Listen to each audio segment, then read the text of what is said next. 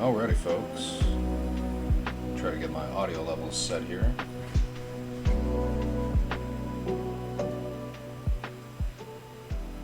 Drop the music back a little bit. Alright. Good evening. My name is Zach, and you're watching Arclight Miniatures. Thanks for joining me. We have some fun stuff on the agenda tonight. Before we hop into it, there is a bit of a hum on my microphone. I do apologize for that. I have some weird static interference going on. I'm going to have to sort that out. I have a very old, cheap compressor mic that will change in the future. But for now, I'm just going to try to limit the amount of time that I'm on my desktop mic and spend as much time as possible on my painting mic. Before we hop any further into this as well, if you are watching on Twitch, please scroll down to my panels, click on the Instagram, Facebook, and YouTube panels, go to those pages, follow, subscribe if you haven't already, and give my Twitch channel a follow as well. If you're watching on YouTube, on the recording later on, I will link all these respective links in the description below. I do also have a fan going on in the background. That is because it is hot as hell where I am right now, and I do not have central AC, so you're just going to be living the fan life with me tonight. For the music tonight, this is Bits and Hits. Got a lot of cool video game redos in lo-fi. Quite a fan of them. Pretty much what we're going to be listening to tonight. This one is Diablo, but it's lo-fi beats. The next one will be World of Warcraft, but it's lo-fi beats, just in case you're interested. Alright. Oh, thanks for the follow there, Jeff1138. Much appreciated for that. Okay, I am going to transition over to the desktop camera and the desktop mic, and we will start hopping into this.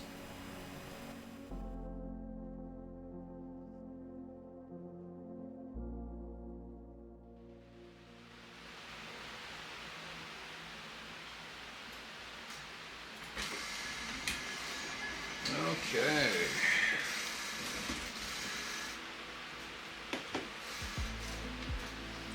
Hope you folks can hear me all right. Just going to double check my camera levels and bounce in a little bit into the yellow. Let me know in the chat if it is a little bit too spicy. I'm just looking away from the camera at the moment. I have a rather janky setup here. Okay, now I'm underneath my camera. Things should be a little bit better. I'll make efforts to not push my forehead and the top of my head into the camera view while we're doing this tonight, but I can promise nothing. Oh, what is going on there? Let's get that to autofocus. Tonight, this is our pet project. Go ahead and zoom in on this. Boom. Alrighty. This is a Prey Seeker ultralight battle mech. We're going to be working on this. This is from Iron Wind Metals. I've already got a lot of the base work started, as well as all the layering and edge highlights on the main armor panels, and I've got a lot of the details blocked in black. What we are primarily going to be focusing on tonight is the canopy, because everybody is always mystified at how to paint canopies, so I figured that'd be an area we could demystify tonight. Might touch the metallics. I definitely want to focus on that nice crystal on the back of the base. We'll probably complete the base tonight, and then if time allows, I want to do the metallics as well as the weapon effects. I think that will be pretty fun. It will kind of be all encompassing, and that'll pretty much finish the miniature, aside from painting the base rim black and applying some varnish. I've already applied decals. I like doing the decals after I do my layering process, just because if I do anything weathering related later on in the paint job, they get weathered along with the rest of the paint. So it just really helps to sell the fact that you want these to look like they're painted on, not slapped on with a water transfer. Alright. I'm going to zoom this back out. So the colors we're working with today, here's my my wet palette. This is a Stay Wet palette. Nothing fancy. I've had this for a number of years, and as you can tell, my sponge is quite dirty. I've gotten paint in it numerous times just from being a klutz. I am going to drop just a little bit of water in here. It is very hot, so some of the water is evaporated already, just since me topping this up. So just kind of going from left to right, just my brightest values to my darkest. I've got some Daller and Roni FW ink. Also got some Dorn Yellow. This is Citadel, just in a different bottle. Uriel Yellow, also from Citadel. Then I have some Orange Red from Vallejo Model Color. Some Evil Sun Scarlet from Citadel. Pure Red from the Army Painter. Dragon Red from the Army Painter. Chaotic Red from the Army Painter. And some black Daller and Roni FW ink. I like using white and black ink when I'm doing my whites and blacks. I just really like how thin it is, and I like how pigmented inks are. It's very, very punchy, so if you're lazy and you like to get everything done in one layer, it's a pretty good option to go with. Although the white ink is a bit on the thinner side. The black is perfect. Great coverage, like all the black stuff on this bad boy here was all done with the black ink. You know, you can use like black airbrush paints as well. Comes off really thin. You don't need to thin it as well. Really good consistency, but this is basically like somewhere between water and milk thin. So it's very, very thin. Goes on in a thin layer and completely covers. So that's why I use it. I know other people don't like using ink because it is so runny, but everyone has their preferences. So thanks for the follow, The Other Horror. Much appreciated.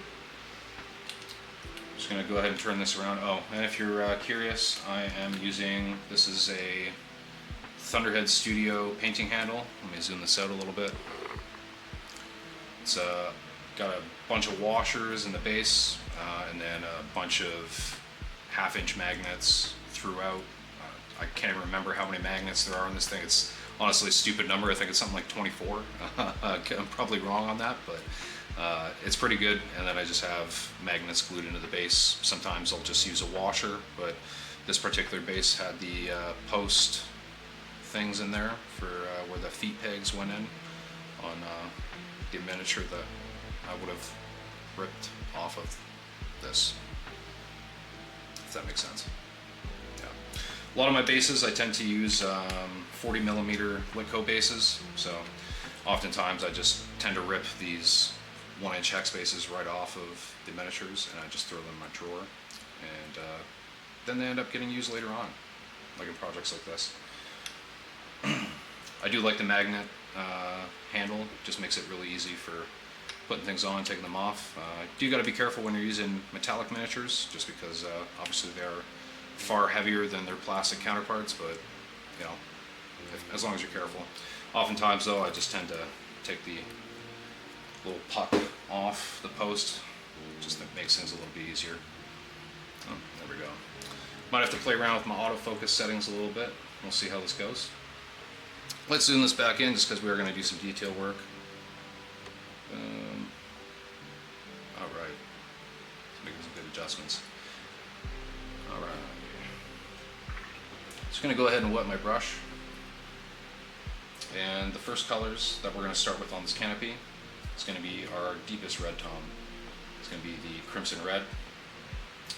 Now, I'm going to have, before I go ahead and blabber on for a couple minutes and allow my paint to dry on my brush, I'm going to go ahead and use my top right corner on all these panels as kind of my light source direction. So I want to have this painted as though I have light coming down from the top towards this direction. So what we're going to do is we're going to paint a gradient.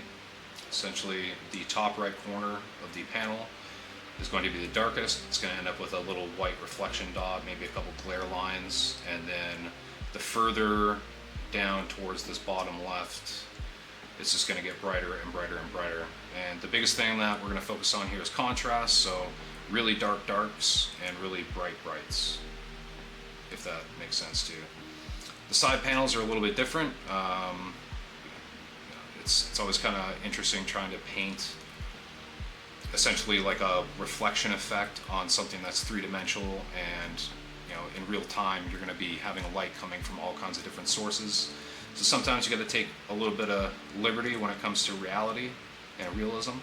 So for the purpose of this, we are going to have all of our brightest tones towards the front of those panels. Alright, and that back panel back here, make sure you don't forget this one if you're painting a Prey Seeker. Boom, that guy right there. Probably going to just do the same thing, honestly. I'm just going to do the top right with the darkest values and the bottom right with the brightest. Not because it makes sense, mainly just because I'm lazy, and doing it consistently throughout just is easier for my monkey brain. Alright, let's hop into this.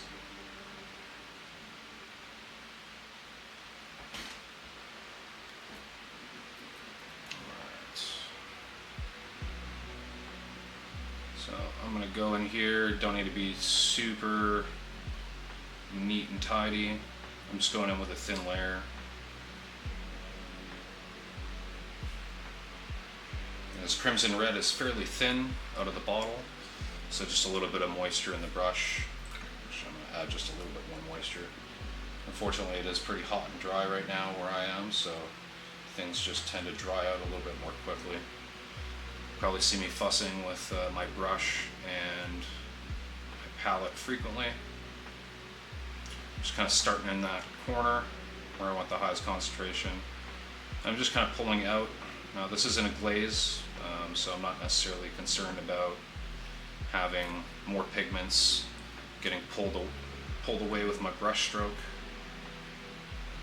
Just gonna come back in, yeah, and it's already starting to dry my brush. Sure, the fan blowing in my direction to keep me cool is exacerbating that, but that's okay. Just gotta work with what you got, right?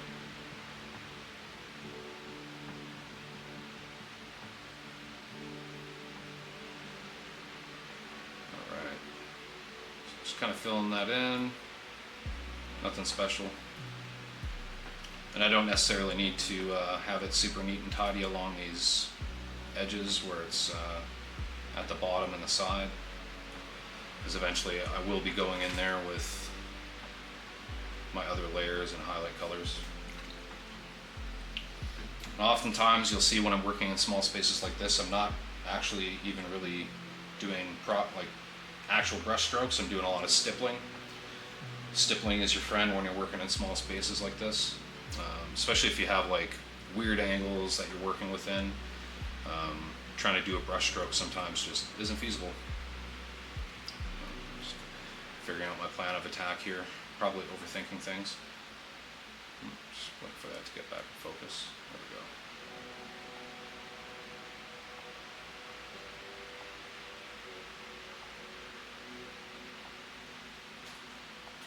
I am taking care to try to not get any of this on the green armor. But if it happens, it's not the end of the world. I can just go in with my edge highlight color and cover it back up.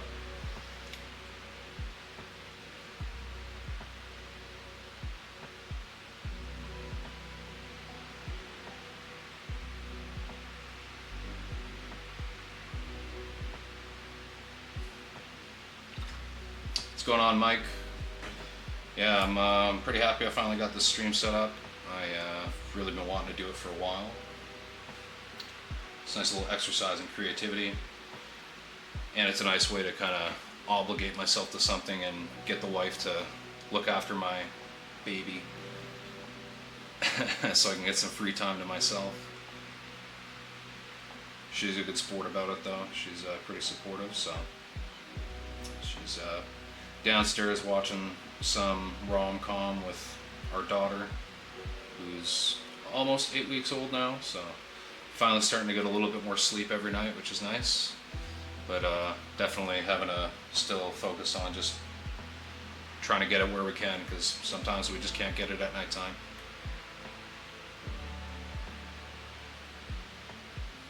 Yeah, thanks man, appreciate it. Keep that in frame. This is definitely one thing that I've noticed I really have to focus a lot on, is trying to make sure I keep everything in frame and in focus. It is a struggle sometimes, even just with the lighting. There we go. And autofocus is not perfect.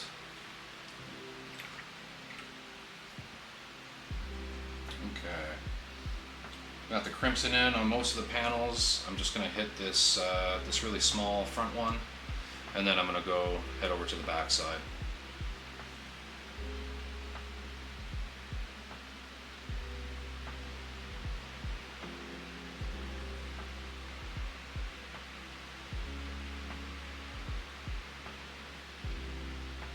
Boom, that's pretty good. All right. Now this back panel, I don't know if you can see in the light where the black is on the back panel. It's not perfectly flat. It's actually got some small bumps in it. I was a little bit lazy and did not sand that area. But that's okay, because how this ends up getting painted, it shouldn't really be noticeable in the end. So let's go in and attack this, fill this with some more pigment.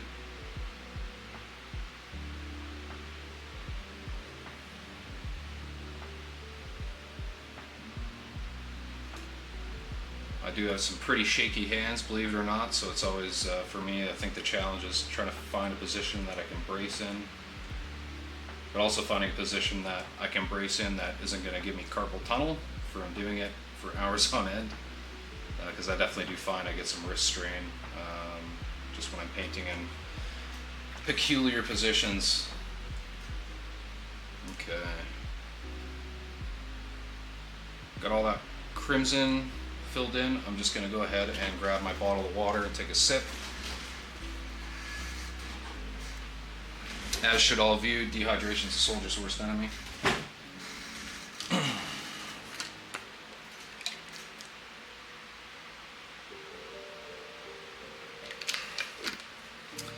Just looking at Outlaw Mike's question, when it comes to stippling, I do it with glazing as well as even just like a normal consistency paint, especially in small spaces using a brush with a really fine tip. You can get some nice, easy, lazy blending effects doing it that way, especially if you're going back and forth with some wet paints. But generally speaking, I'm just going to do it with like a thin down paint. That way it kind of acts like some poor man's glazing. If you're not chugging your water, you're wrong. And I'm definitely wrong, because I sip my water very daintily. Alright, so now I'm going in here with the Dragon Red. Get this color right here. Alright.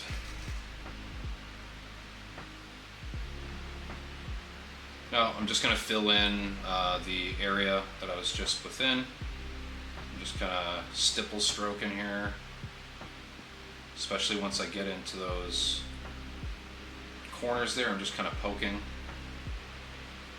And then because my highlight edges for the colors are going to be the mech's right side and the bottom, I'm just going to kind of pull a reasonably straight brush stroke along that side, and then I'll do the same on the bottom as well.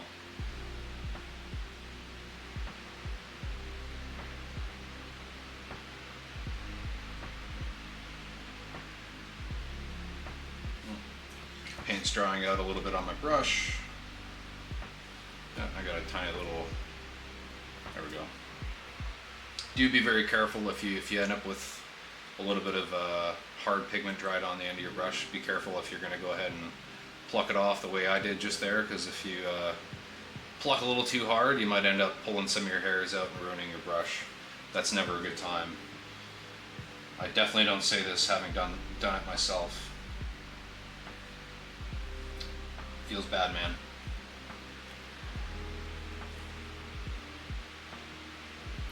I'm just going to come at it from this angle. Seems like a little bit of an easier one. There, I'm just kind of pulling the paint out.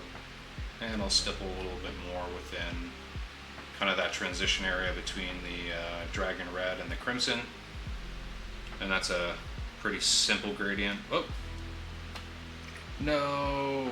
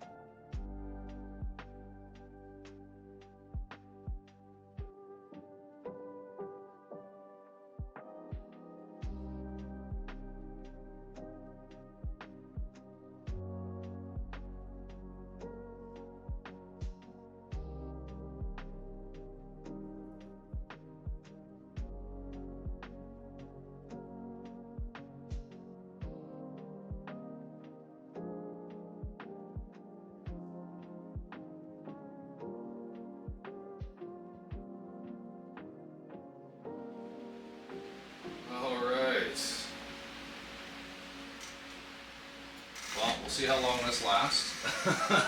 That's rather embarrassing.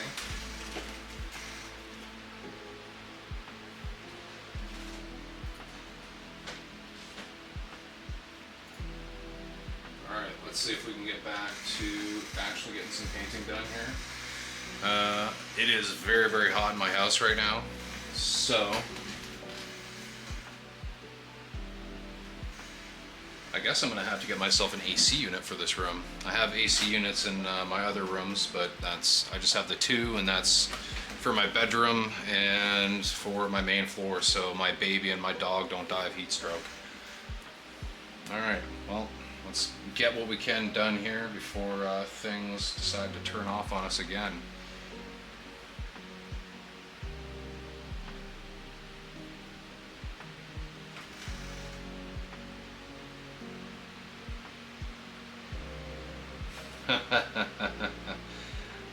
Just too hot for my own good. Don't pump my tires up too much.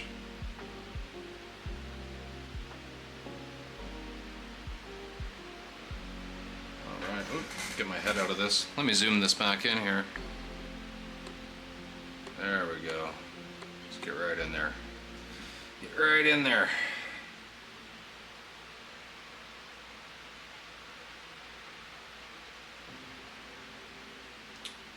Go figures. It's actually been a relatively mild summer where I live, but the last week or so has been brutally hot. And not even really that brutally hot. It's like pretty standard temperatures, but it's been pretty humid up until last night. We had a massive storm, and today has just been very dry and hot.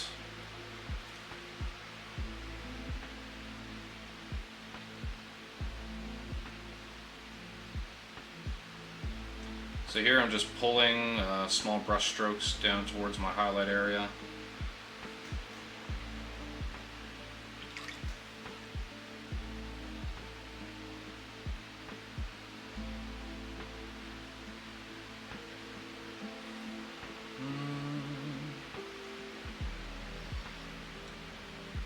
Yeah, my wife absolutely hates the summer. I don't blame her. It does get pretty annoying when you don't have proper AC in your house and you're just dying trying to sleep at night. So yeah. Hopefully the next place I have will have central AC and my life won't be as miserable.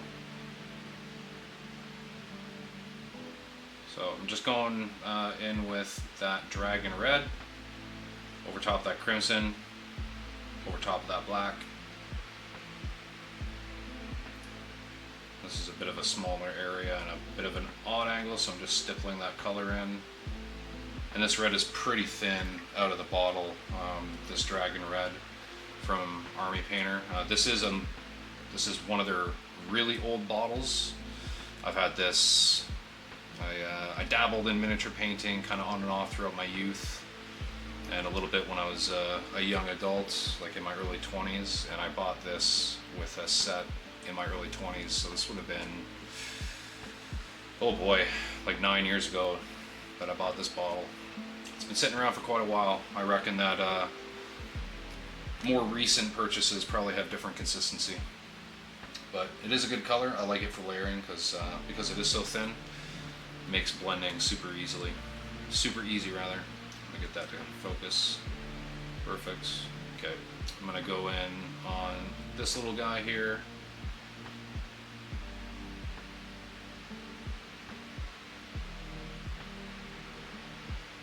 Again, just kind of poking. It's a very small area, so I don't necessarily need to do a full brush stroke. And I'll go to the back panel.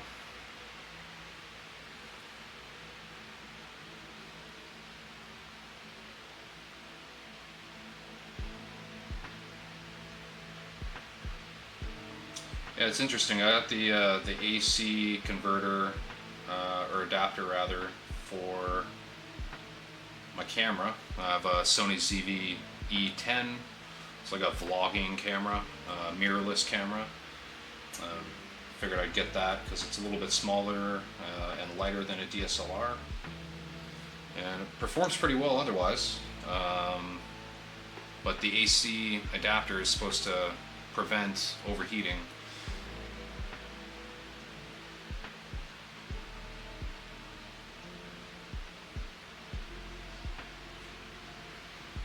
Super mad villain. I actually don't know. I don't know who you are.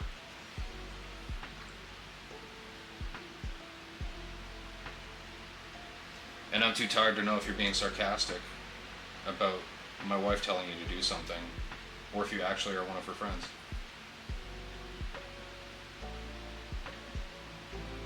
Alright, so now we're going into Pure Red. This is also a little bit thinner out of the bottle, so I'm not having to thin this much. And just same process as before, just working within that previous layer. Now I am going to try to pull down towards where I want that highlight to be. Just kind of firming up that edge.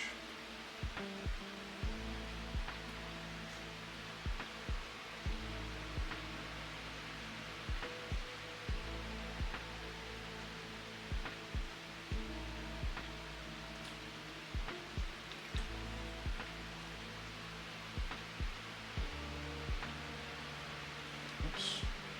Kind of overloaded my brush a little bit there.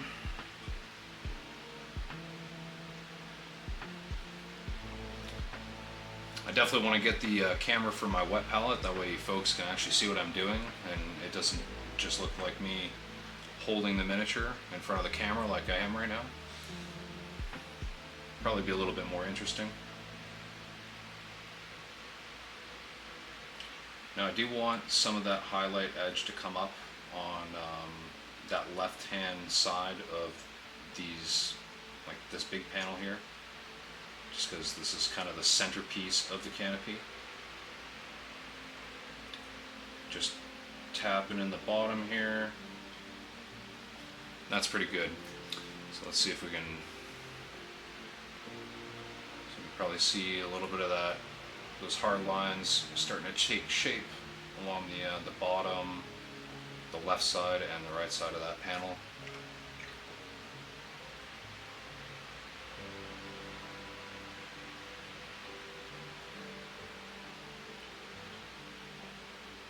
One of her siblings. Okay.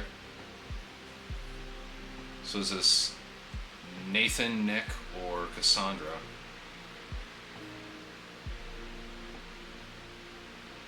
Gold Bishop. Stream quality looks fantastic. Thanks, man. I'm in the middle of nowhere, so I'm happy that my internet's cooperating.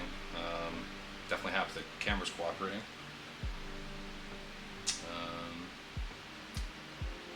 Can tell the detail on that Pure Red. Perfect. Good, very good. I definitely wanted to make sure I had a camera that could actually get sharp detail, and I'm definitely digging the digital zoom. I'm going to go in on top here with this top panel. I'm going to kind of sketch in the highlight edges. And on this one in particular, I'm not going to draw an edge up on this side. I'm just going to do the corner because it's a bit of a smaller panel. Not a huge working area, so grab some more of that Pure Red and sketch in a little bit on this back panel. This back panel is a bit of a weird angle to work with. I've got shaky hands, so I kind of have to have my wrists almost touching in order for me to get straight lines. I'm sure I look hilarious to some people if you were to see me sitting here doing this. Ah, Nick. How's it going, man?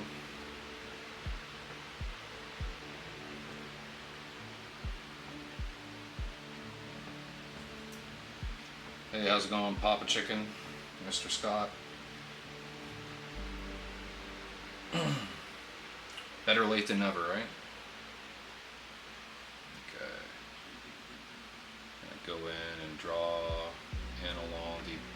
edge here. Just kind of pulling down.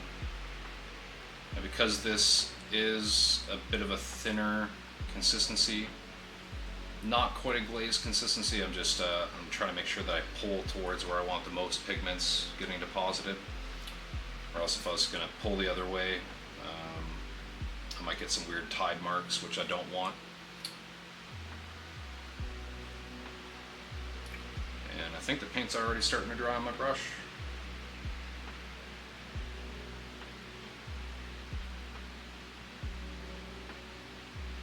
Boom. I did make a bit of a boo-boo here, so as Bob Ross says, there's no mistakes, only happy accidents. I don't think that's entirely true.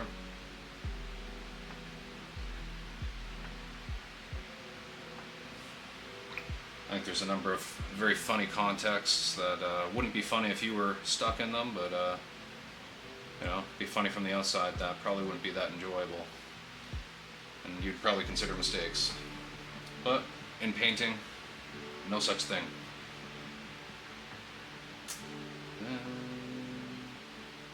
And then just that side panel. Almost got lost in the sauce there. Just wanted to make sure I didn't move on to another panel with another color without finishing all of them.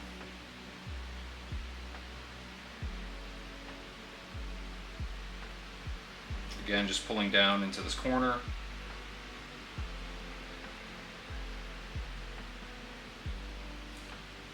And that's pretty good there.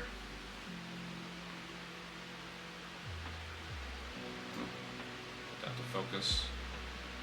There we go. There's a lot of small details here, so I'm sure it absolutely just bugs out my autofocus on my camera occasionally. Just going to clean up a little bit right here. Oh, and that's dry.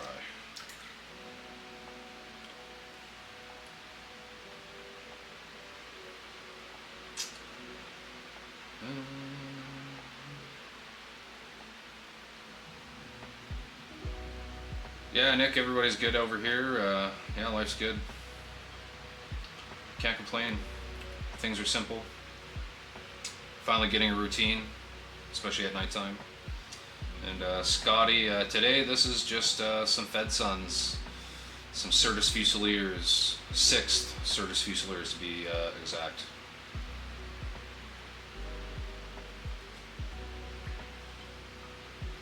I can definitely see how it seems like pirates, because the 6th Certus Fusiliers emblem is pretty small and does kind of look like a bit of a Jolly Roger on a black flag, but no, this is definitely Fed Suns. Okay. Seems like we're all done with the pure red. I'm going to go in with a little bit of Evil Sunz Scarlet. Now this is really going to start to define our edges. I'm going to really focus on the those essentially edge highlights within the canopy panels, and you'll see what I mean once I kind of etch these in. Really trying to define the thickest part of these little highlight lines. Now, this paint isn't that thin, so drawing away from the highlight corner isn't necessarily a bad thing. You can get away with it. If this was thinner, I would say maybe pull towards the highlight corner, but not entirely necessary here. Just so you can see, I'm actually kind of bracing on my thumb, because my thumb sticks out just a little bit longer than the bracing arch. Again, just kind of finding stability in my handhold wherever I can.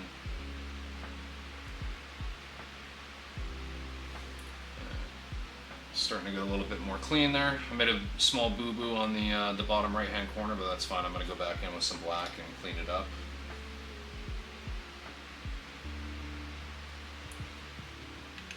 Oh, this is kind of bouncing around a little bit. There. You know what? Oh no.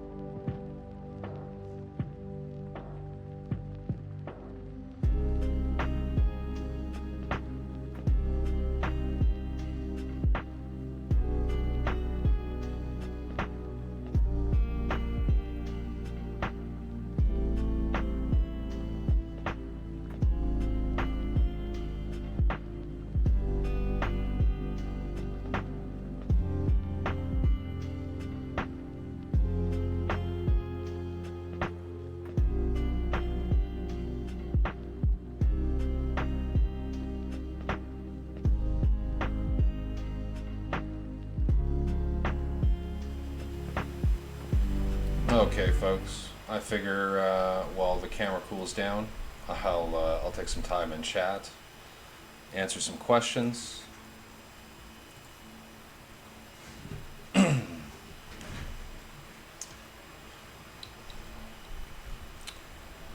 Yeah, so I tend to use a number 2 for almost all of my detail work. A lot of my layering work. Pretty much a number 2 brush is my workhorse, my general workhorse. Occasionally I'll pick up a number 1 if I'm doing something really small, but the tip size is pretty similar. So I just, if I'm working in a bit of a tighter space that needs something extra skinny, I'll use a long size 1 brush to kind of get into some nooks and crannies. But generally speaking, I like to just use. Let me turn the music back up here. I like to just use the number 2. It's got a fine tip. As long as you take good care of your brush, you're generally speaking not going to run into too many issues. So, yeah. Yeah, I think a lot of people get kind of dragged into wanting to use the tiniest brush possible to work on very small details, but it's just not the best way to do it. You want something with a bit of a bigger belly in the brush, hold some more paint, more moisture. Oh, thank you, Scott.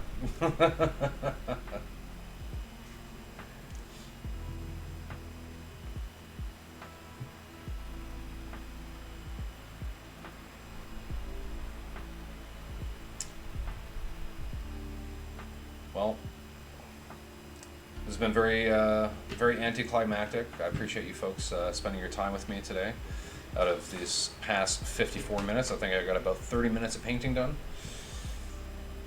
which is better than the last several days because I've been busy dealing with a very demanding child. So, small victories. I am going to hold off on painting the Prey Seeker just until I can get the stream going again, because I don't want folks to fall behind if they were following along.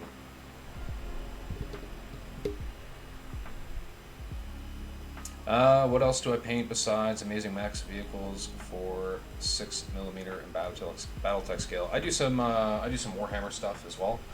I'm actually currently slowly cobbling together a Space Marine force. I really enjoy the second and third edition kits. So I have a second edition Razorback that's still on the sprue on its way to me from eBay. I also just got a painted and just slightly beat up second edition Rhino that I'm going to strip and refurbish and repaint. And then I've got some third edition Tactical Marines. I just really like the third edition and second edition aesthetic. So, the first kit that I worked on when I was a kid was awful at painting. I screwed up on a lot of the assembly, but it was a third edition Tactical Marine squad. So, just for nostalgia's sake, I really want to build and paint one. And then eventually, I would like to get some second editions Assault Marines, as well as a tactical squad, just to have that second edition aesthetic in there. I'm also currently cobbling together Lias Isidon, who's the chapter master for the Raptors chapter.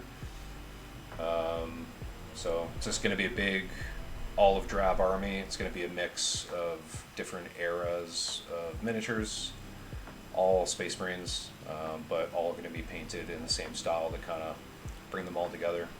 I did think about doing like a retro heavy metal style paint job for my Nostalgia Marines, but I'm infantry. I like olive drab.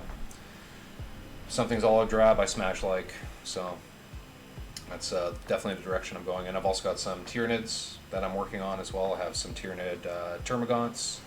Some of the new sculpts, they're pretty nice, highly detailed. I've already worked on one that's on my page.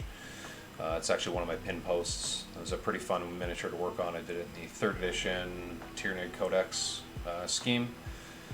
Fun fact, that's actually supposed to be the OG High Fleet Behemoth scheme, but they just never stuck with that scheme. They ended up going with the kind of blue and red scheme that they use now later on in other codices. But that's the scheme that I'm going to do for my Tyranid force. I wouldn't mind getting like a Space Marine and a Tyranid army together, just so I can, have the occasional game, probably like once every 6 months. But something to do occasionally. I really would love to have that kind of Terran versus Zerg feel on tabletop. So, yeah. I've also got some Battle Masters miniatures, which are basically slightly upscaled versions of Warhammer Fantasy miniatures. So this is like a board game that was made in '92, something I played growing up, and I always really loved.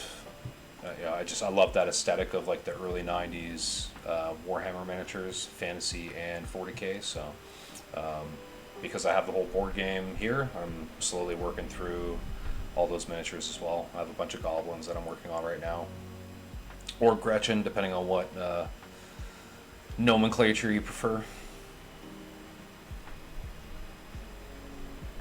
But yeah, other than that, I've just got my Kickstarter in the mail, so I'm gonna start digging through that and seeing what I want to actually work on.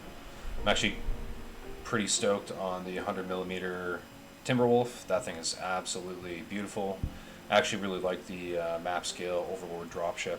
That's going to be a fun little project. Not that I'll ever use it for anything. Probably literally going to paint it and then sell it, but I don't know. I've never really worked on a canonical dropship, so I think that'll be a fun little project. And I don't know, I might try to do a nice different diorama for it, but we'll see. I have so many ideas and not enough time.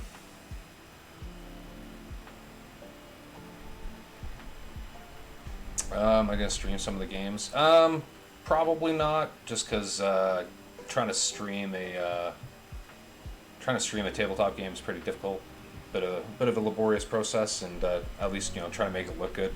I think the guys from Death from Above Wargaming do a pretty good job at it, but they have a ton of cameras and also a lot of experience. Biggest aha when it comes to my painting journey? Probably...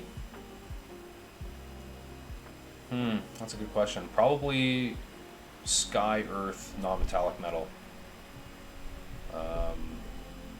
It was something that mystified me for the longest time, and I would actually say OSL is probably up there as well, but I would say sky, earth, non-metallic metal probably more so, just because years ago I saw miniatures. It was a Space Marine that was done in full non-metallic metal with the cool chrome reflections all over its armor panels, and it just looked insanely just impossible. Like, how did somebody paint this? But I still have that photo in my photo album, and it's one of those things that I look at and I'm like, I could do that now.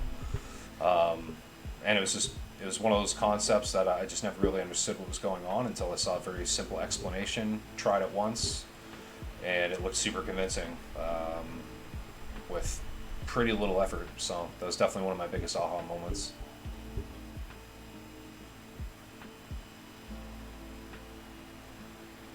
Yeah, for that 100mm Timberwolf, I'm probably gonna stream painting it. I would like to get it up on the Camo Specs website, but at the same time, I think it would be a fun thing to stream, especially doing some airbrush work. I'm probably gonna end up doing it in Clan Novacat Alpha Galaxy, so I can do a lot of work with stars and nebula all over the armor panel. With the airbrush and doing some sponge glazing. I think that'll be really fun. Especially the sponge glazing, it's just something that people don't really know about. It's not really on the radar.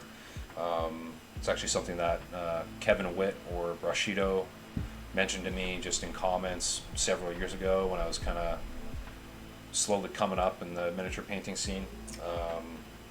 Still learning a lot, didn't really have a popular page or anything. And I just queried him about it and kind of gave me a quick little walkthrough of what he did for his Alpha Galaxy Novacats.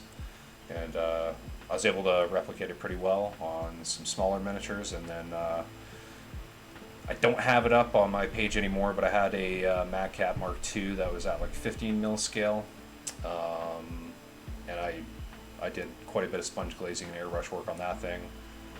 But that one is 3D printed, and it is a Mech Warrior Online sculpt, so not really something I can show publicly due to certain obligations. I also don't have it anymore, unfortunately, although I gave it to a family member who enjoys looking at it very frequently, so it's not really a loss.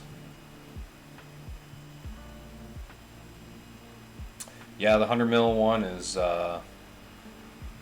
it's I'm probably going to end up picking up another one on eBay or something at some point, or hopefully they end up putting it on a retail, because there's too many schemes that just dominate my mind with me wanting to paint that thing in. I mean, hell, doing it in some steel Keshik for Clan Wolf would be pretty nice vibrant blue. Even Beta Galaxy Clan Wolf, a nice classic tan. It's a bigger miniature, so doing all those nice red highlights would be pretty nice. Synthwave would be nice. I had also thought about doing it in the Clan Ghost Bear scheme from the TRO 3050 cover art. Unfortunately, that's already been done by one of the CSO guys with his 100mm one, but even just to have, just for nostalgia's sake, I have the TRO on display on a shelf downstairs in my living room.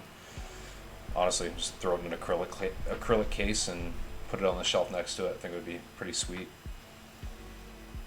I definitely thought about doing a painting a backdrop for it as well, but yeah. I am just going to check on my camera. I'll see if this thing's cooled down enough, and I'll see if I can get another 15 minutes of painting out of it, and we'll go from there. Bear with me, folks. Be right back.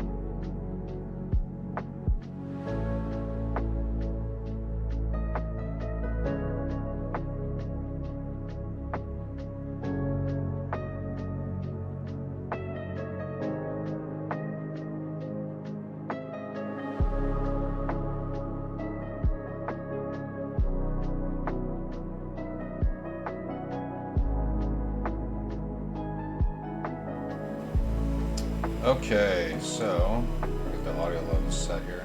Just realized that I had 2 tracks running concurrently. That's awkward.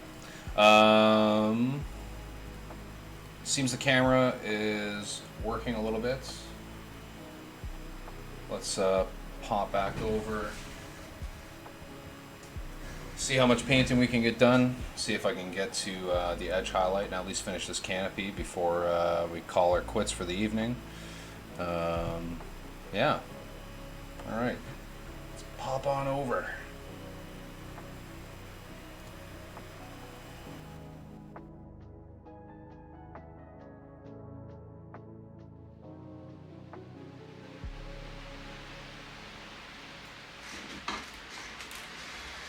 Okay. We are on the clock. Go ahead and make sure that's nice and clean. Zoom in a little bit here.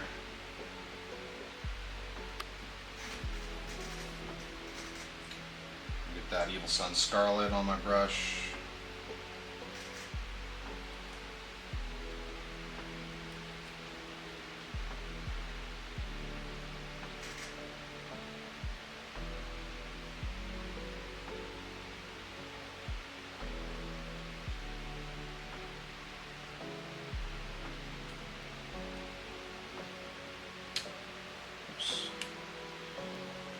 Almost knocked the miniature off the little puck. This is always a bit of a weird angle right here. Try to get my hair out of there. I do apologize, I have my fan directly facing my camera now, so if you're hearing a lot more wind noise or fan noise, I apologize.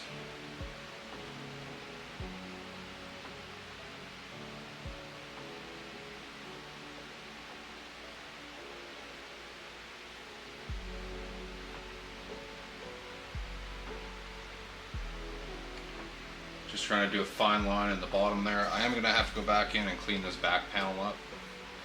I might actually do that right now. I'm just going to go in with a little bit of crimson because I feel like it's lacking a little bit. Just kind of in that transition area.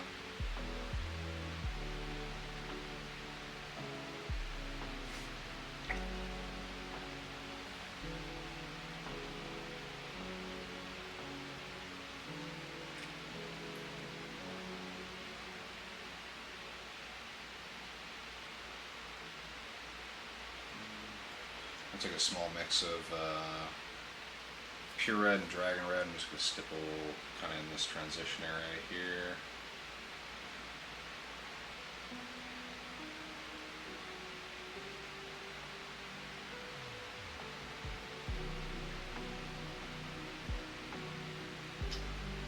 Now it is coming out a little bit into the darker area. A little more so than I want, but that's okay because I can just go back in with the crimson right over top.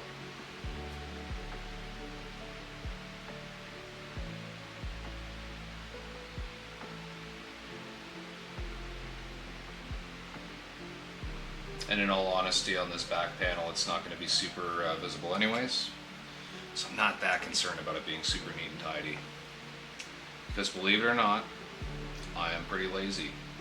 And if I can get away with things not being as neat and tidy, while focusing on other ones to make them neat and tidy and draw attention away from the areas that aren't as neat and tidy, boy oh boy do I lean hard into that direction. Alright, let's get this scarlet on the side panels, and then once we get those, do that small front panel and then start working the orange onto these. Start to see those highlight edges taking shape. Just had a little clump of pigment on my brush.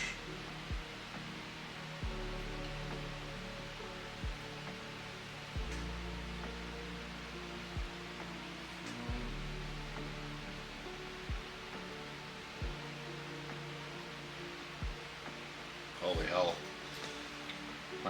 My paint already dried on my brush. I gotta work really quickly here. It's definitely getting caused partly by the fact that I have my fan pointing directly at me. So this mech is a Prey Seeker. It is it's an ultralight battle mech, not that well known. It's basically like a Discount Dan version of, like a Inner Sphere Discount Dan version of a Dasher slash Fire Moth.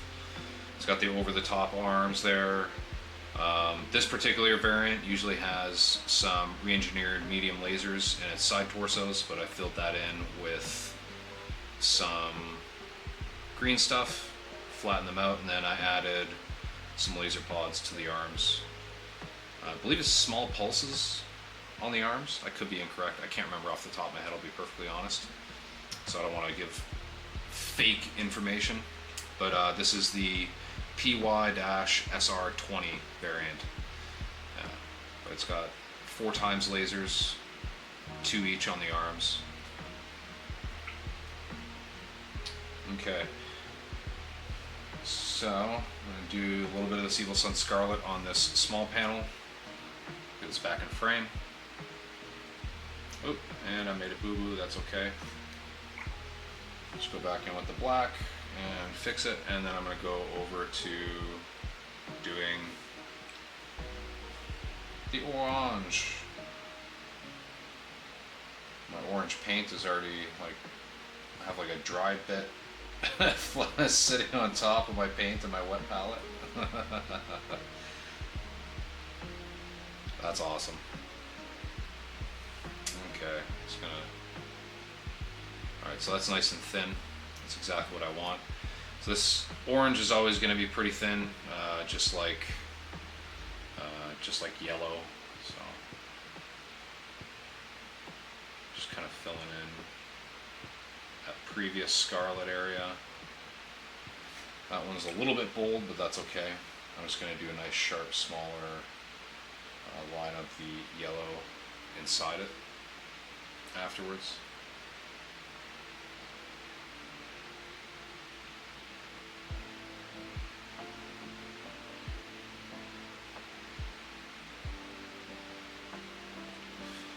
And again, it's already drying on my brush.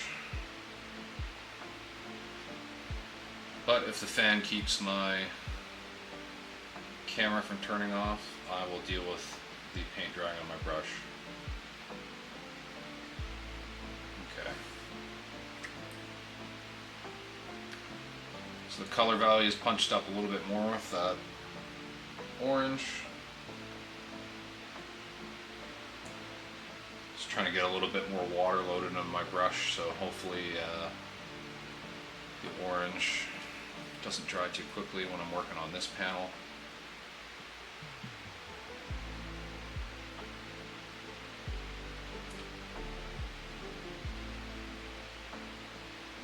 There we go.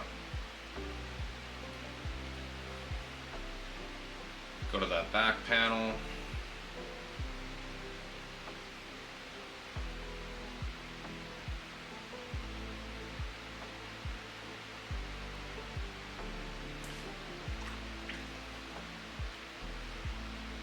Cool, back panel's done, and we'll go to the side panels and that final small front panel.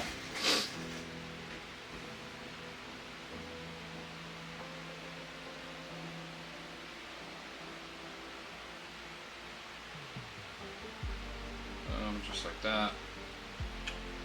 Oop. I might actually grab some sticky tack just to get this back in frame. Might grab some sticky tack just to keep this miniature from sliding around.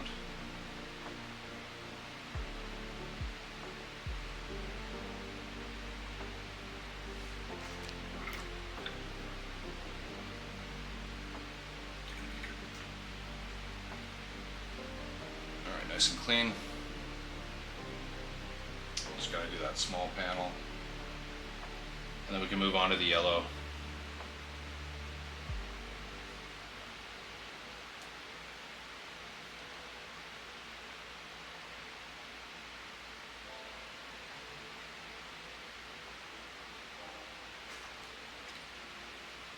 Boom. Alrighty. So you can kind of see we've got those highlight edges really formed.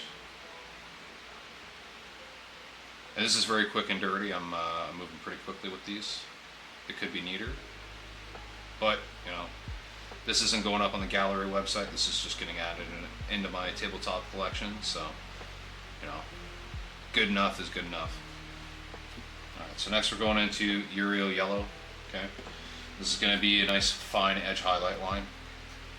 So really take your time when you're working with this color. This one, for a yellow, it's pretty pigmented. So doing nice, firm, crisp lines is actually pretty easy with it. Actually, before I move on,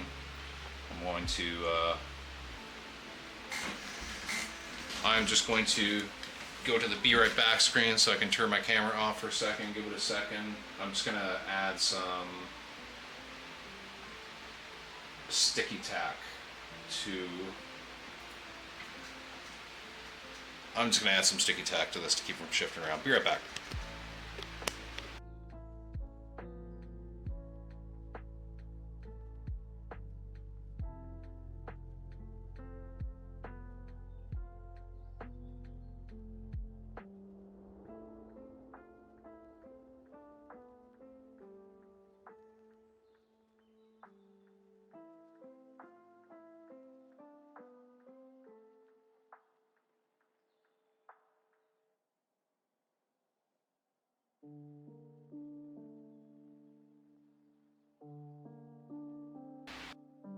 Alrighty, folks, we are back in game. Boom, there we go.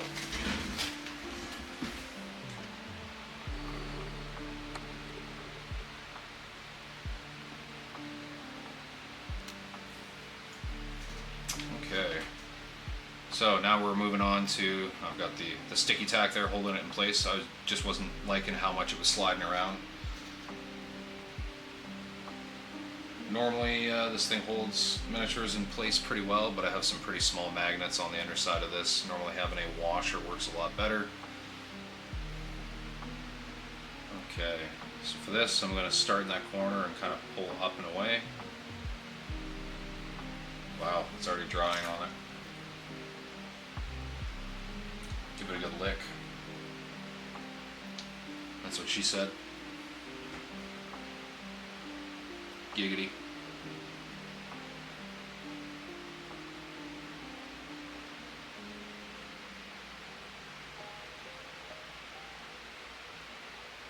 So it's a nice fine line there, right on the edge.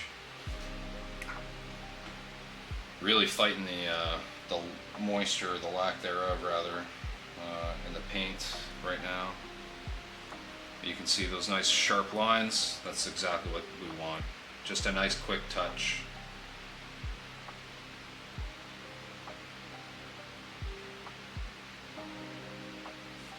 Oh, it's already dry. A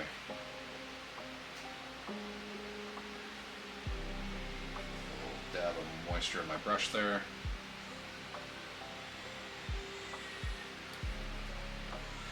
See if I can come at this from a bit of a different angle.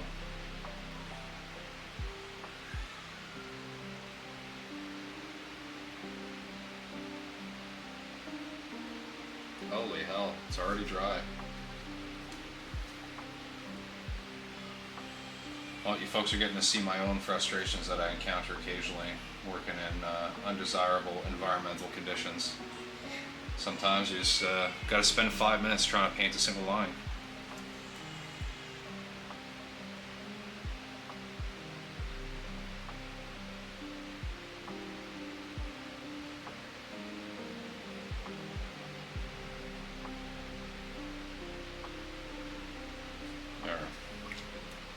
Could be cleaner. I'll probably tidy up the bottom edge of that a little bit. See if I can. I am going to be going in there with another color to kind of firm things up after this, but see if I can get that little corner clean.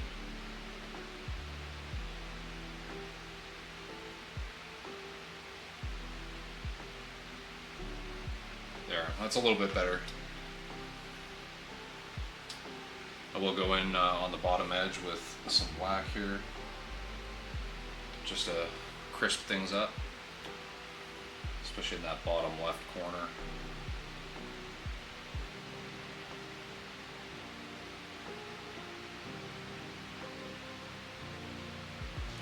Boom.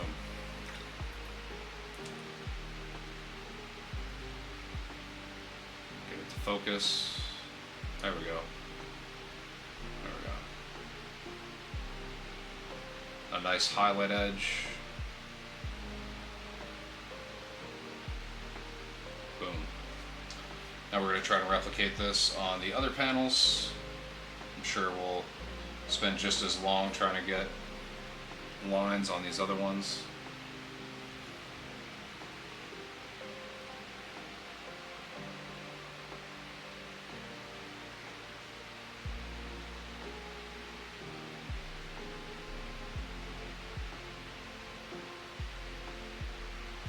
Now,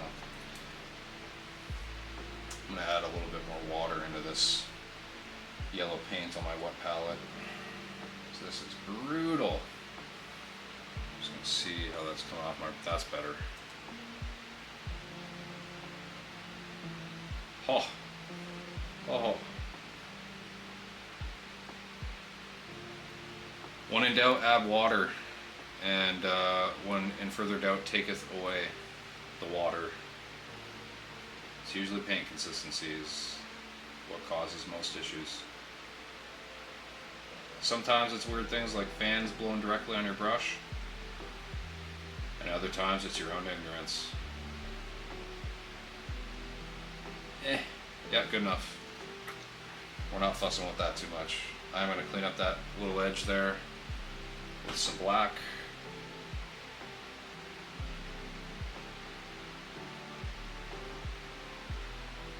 There, that's a little bit better. Okay, now we're going to go to the side panels and add some yellow.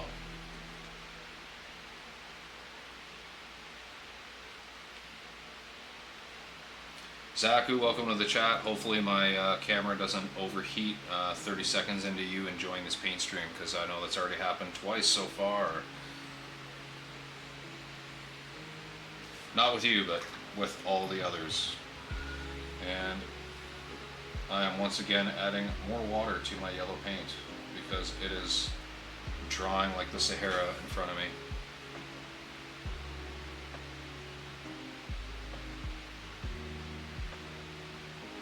Ooh, that nice crispy thin yellow line.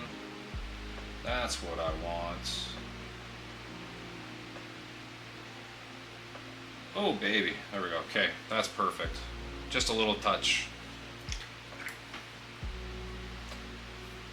You do really have to have a light touch when you're doing stuff like this. It is hard. There's no easy way about it. It just takes practice.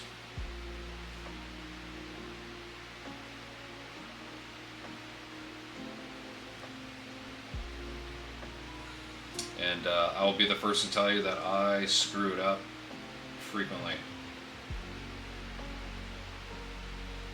Things will be going real well, and then I just make some small blunder that causes me like 30 to 40 minutes of touch-up work.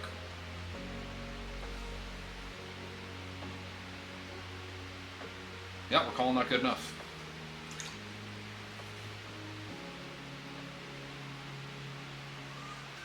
Okay, and this small front panel again.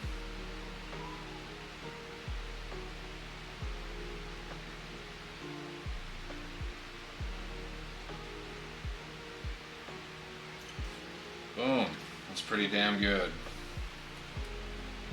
Just like so.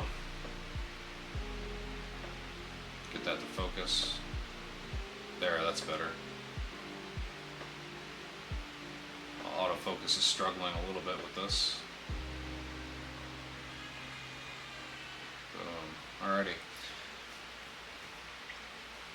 I definitely wish I could slap some heat sinks onto my camera. At this point, I wish I could wrap it in an ice pack. Because everything else on the stream setup seems pretty good to go, except my desktop mic having a small hum to it, and this camera just wanted to turn itself off whenever things start getting good. I'm going to mix up a little bit of this Dorn yellow with some water because it is starting to dry out and get a little bit thick on my palette. So you can see what my palette looks like currently. Just kind of tease those colors out whenever and sometimes I'll literally just touch my brush to the water beside my palette and I'll just kind of run it in, test consistency. That seems about perfect. And I'm sure by the time I get this in focus, it'll be dry on the tip of my brush. Because why wouldn't it be?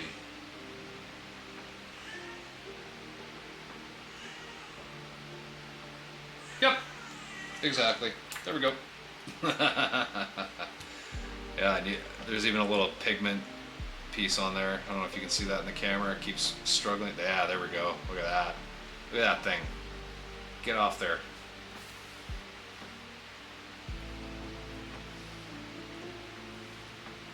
I'm just trying to touch this end of the corner. I really don't want a big dot. I just want to touch.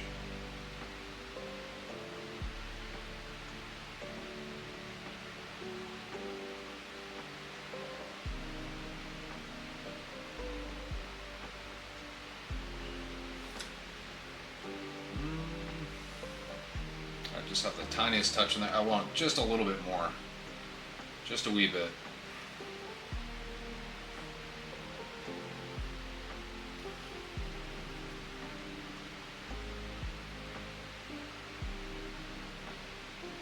And that's about good. Any more than that and I will probably ruin it.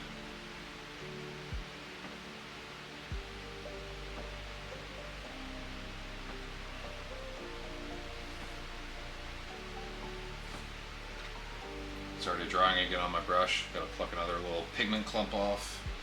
I absolutely hate working with yellow paints for that. They have the pigment to medium ratio is just always a bit of a weird bear to wrestle.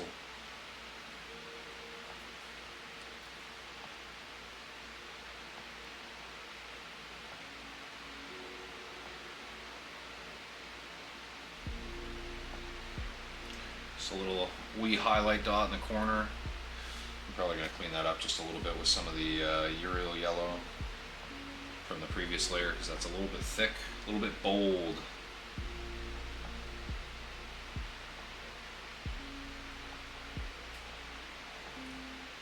And my paint just keeps drying on my brush tip.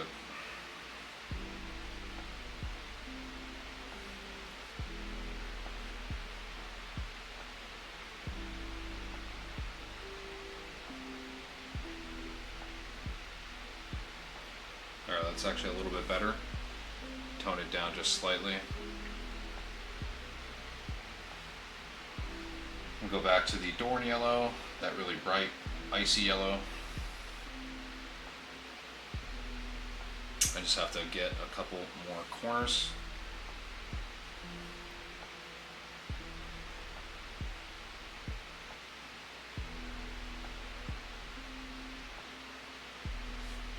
It just does not want to keep from drying. I'm going to really load my brush with water here. It's a much more loaded brush when it comes to moisture content. Just going to make sure I don't have any pigment on the tip. There. Just like that. A little bit better.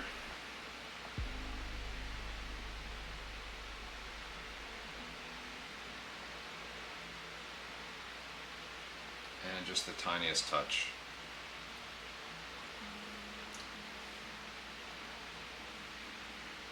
It's back in frame.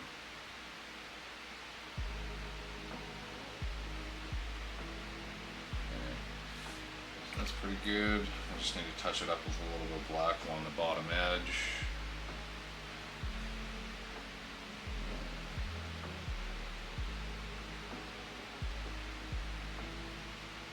There.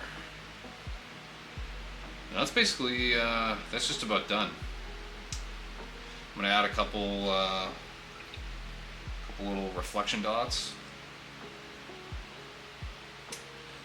And that'll be pretty much it for the canopy. So I'm going over to my white ink with this. Now luckily the white ink is pretty thin by nature, so if anything I honestly usually need to draw out a little bit of moisture by rubbing it on my hand, but as you can see it's coming off pretty well on the nail. So I'm just going to go up into the top corner and I'm just going to tap a little bit.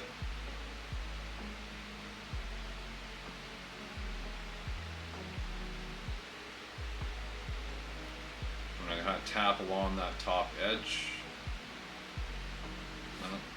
That's getting a little bit dry. I'm just going to go back along that top edge and fix that little spot with the black.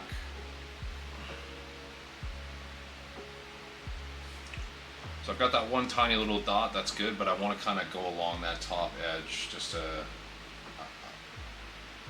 I like to go with a little bit more than just a dot on the big flat panels like this. Going along this top edge I feel really adds a little bit of extra character.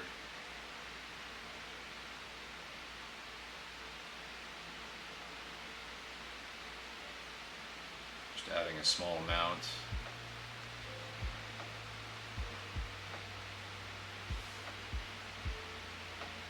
There we go. Just makes it look like a bit of an extra big reflection. I do have to refine the corner a little bit, but that's the lovely part, is this whole area is, we're kind of working within the black, so any little mistakes that we make with the white, we can just stipple over with the black, and it kind of fixes things.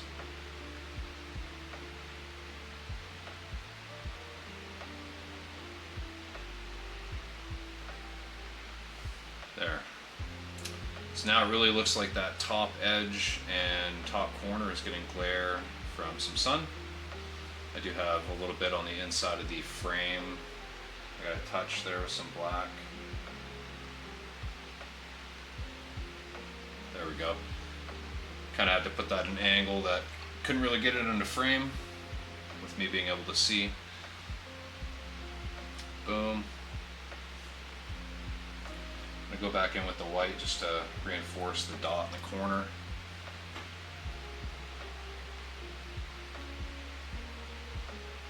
There. That's pretty good.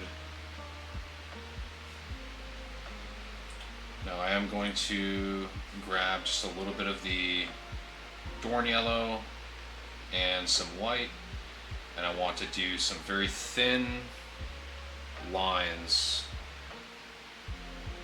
on the canopy itself.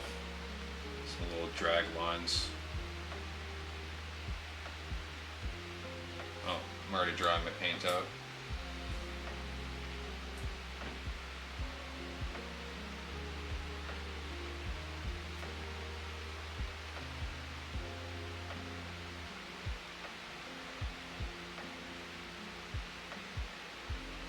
Doing like the multiple brush stroke thing to try and get it on, but no, this just keeps drying on my brush. Well, you know, we're gonna go to the white dots on the other areas first, and then we'll come back to that. So the white dots are easy enough to finish off. For this panel here, I'm just gonna do the tiniest little white dot I can.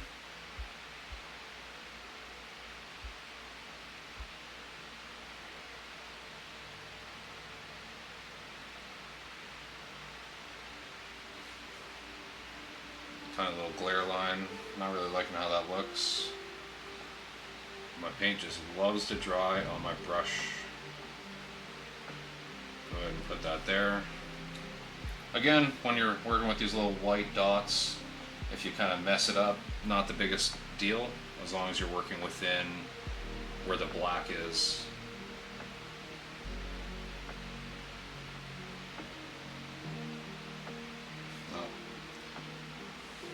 Add some more moisture in.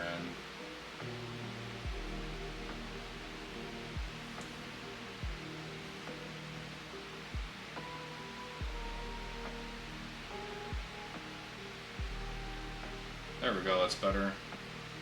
I'll come back to here.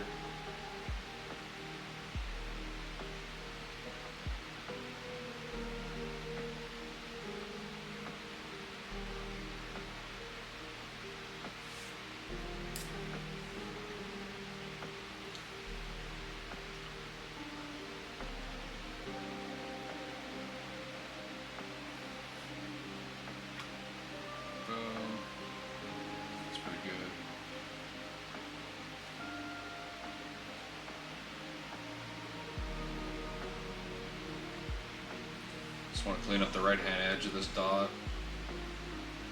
It's a little bit fat. Trim it down. There we go. That's a little bit better. It's a little smaller. It's always these little fiddly details that take the longest, but they're always the most rewarding.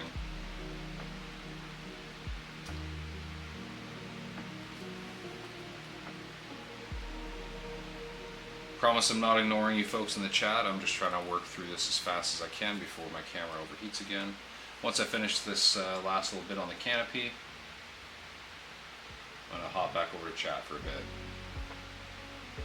Wow, that just keeps drying my tip rock hard with pigment. I really got to load this brush up with water on this ink. It's normally not the case. Normally this ink is holding a lot of excess moisture that I kind of have to wick away. So it's just kind of funny. It's not what I'm used to. It's almost the opposite of what I'm used to.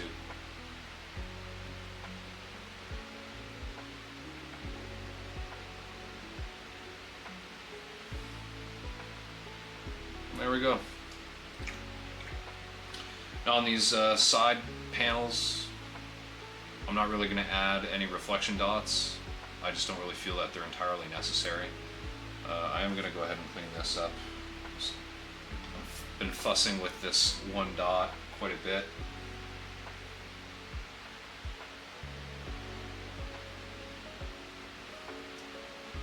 And I think we're just going to leave it like that. I'm not going to bother with additional reflection lines. Alrighty. So as you can see, that is the canopy essentially complete. It's simple, nothing special. It's not a two-tone canopy, which I will do in the future. But you know, it's just a nice kind of one, you know, just a nice warm color gradient going up from red through orange through yellow to essentially white at the brightest.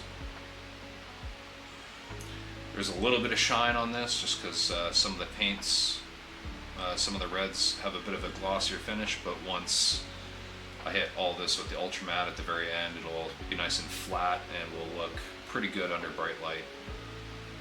Alrighty, I'm going to go ahead and turn off the camera and we're going to hop into chat for a quick bit, and then I'll probably take a quick little fiver for some beverages and maybe a snack, and then we'll come back to it. Bear with me, folks. I'm just going to go ahead and cover my wet palette with the lid so it doesn't dry out.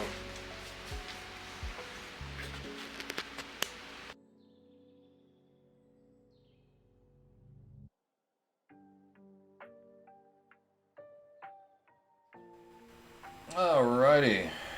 Click the wrong screen there. Okie doke.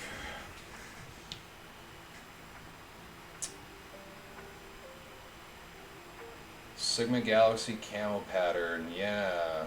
Recipe for the black. So, how I do those, I actually do all the black first before I do all the green. So, the whole miniature gets primed in Vallejo black primer, airbrush primer, and then after that I go in with some Great Coat Gray from Formula P3.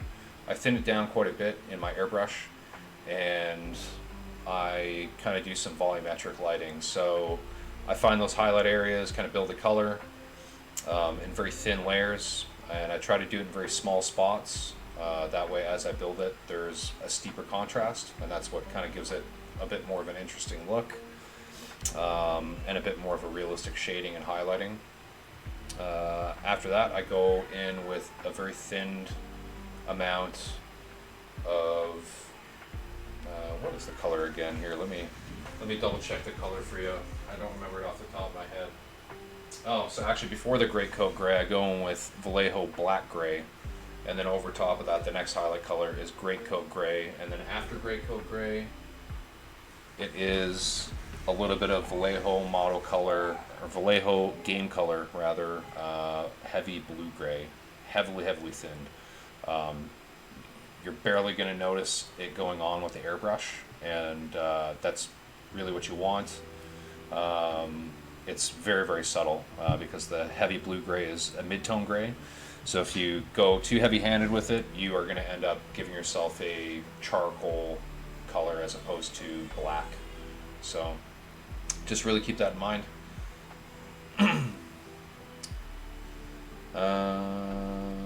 Yeah, and then so further beyond that, for the edge highlights and kind of just the edge work on the black portion of the pattern, after I've done my masking and painted all the green in, I'll do a little bit of that heavy blue gray mixed with some Vallejo Game Color cold gray.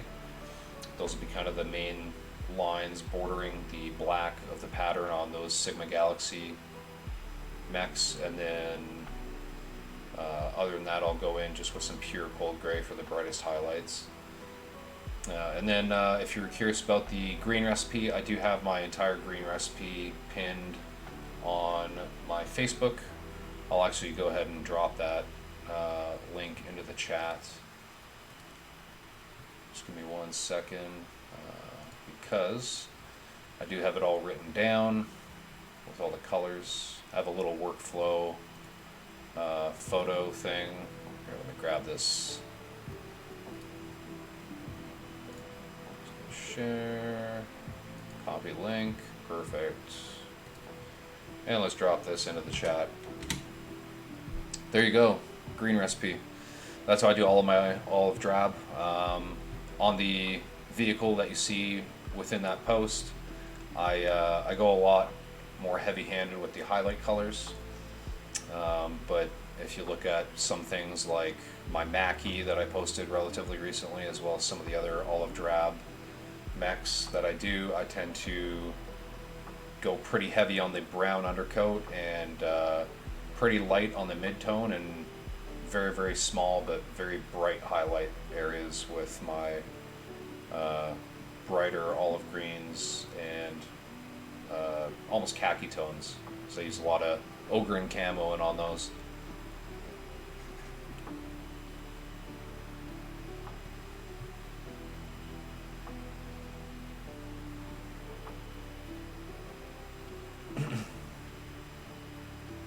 Painting Torians for Gen Con.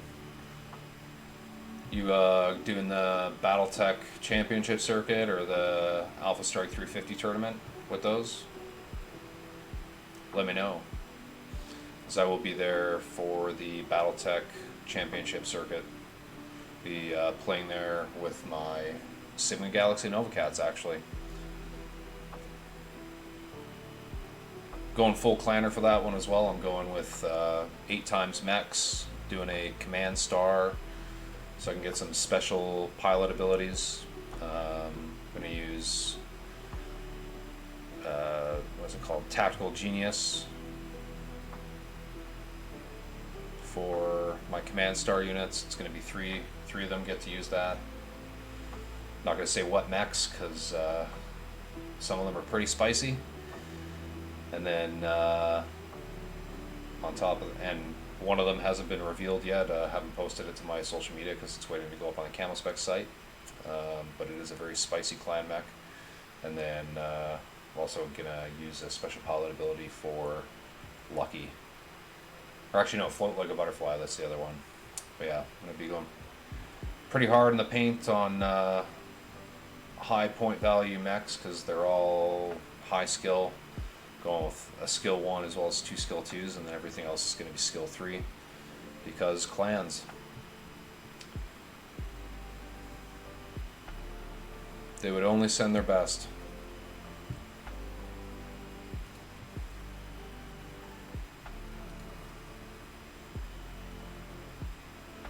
Alright.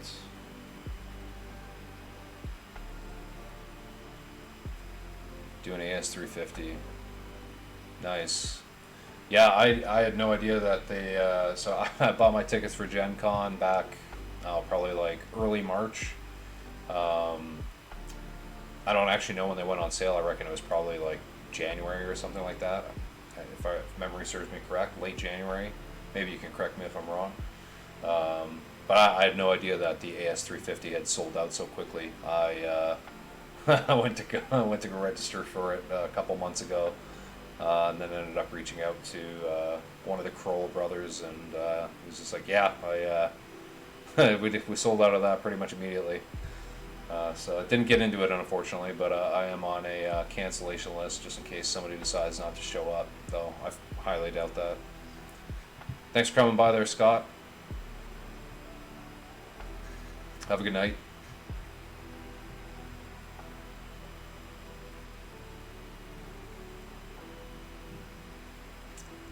Alrighty, I am going to grab a drink. I'm also going to go have a quick snack because I'm a hungry boy, and I will be back in about 10 or so minutes. It is about 8:40 Central my time. I will be back no later than 8:55. Camera should be nice and cool by then, and we will move on to painting the crystal on the base. This is always a really fun one for me. I really like working on the crystals. I'll get to show you guys a little bit of some fun color theory. We'll do a little bit of two-tone action. So stay tuned. I'll be back in about 15 minutes, folks.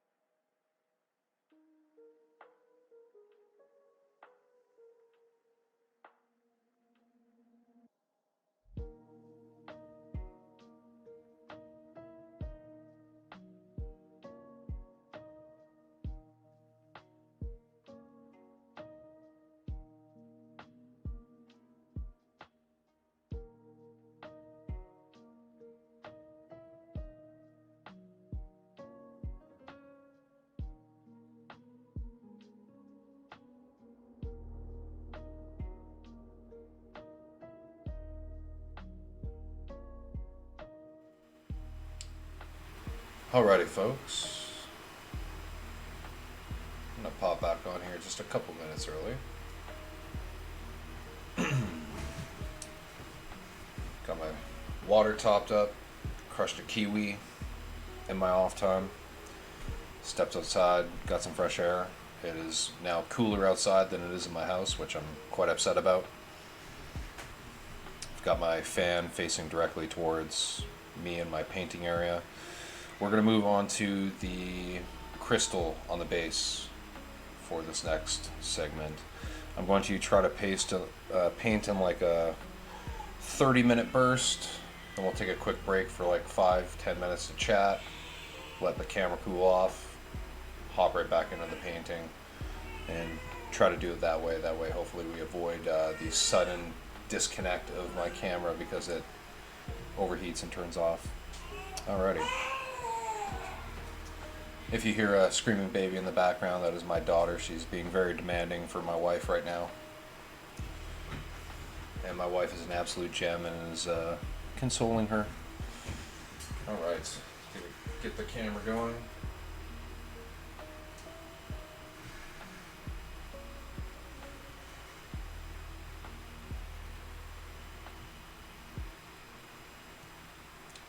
Alright, we're going to change over to the camera mic.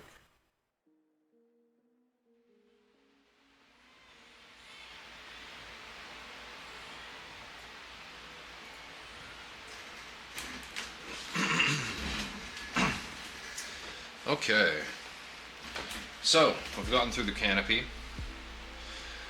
I'm going to get this zoomed in. Gotten through this canopy.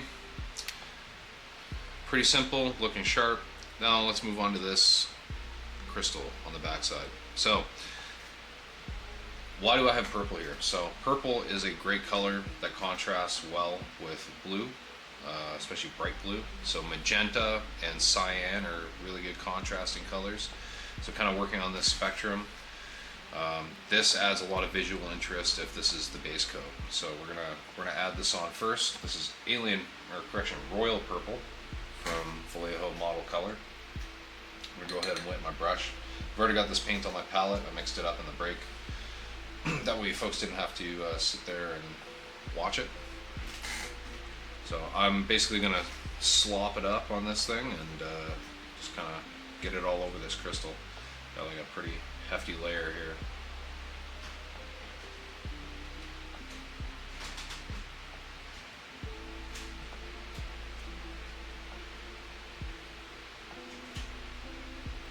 Try to hold it with a bit of a better grip so you folks can see it. And this is definitely a learning experience trying to do all this while trying to keep it in focus and in frame.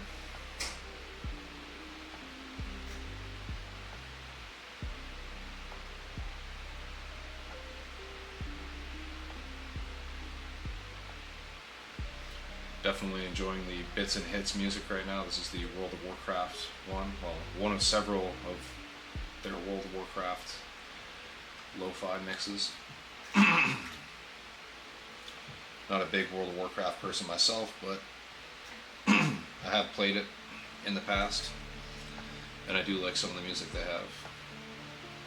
Very nostalgic, for me anyways, because I played it when I was in my teens, way back when.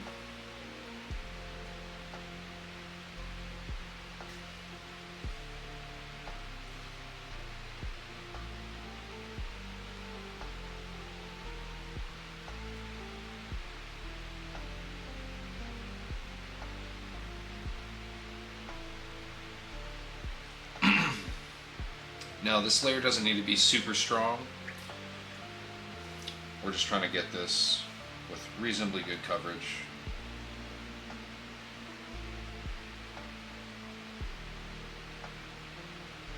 Alright, now I'm going to do kind of this backside that's not really that visible because that's kind of hidden by the miniature.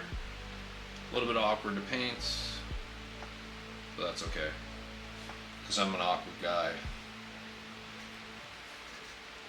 So this is my bread and butter right here.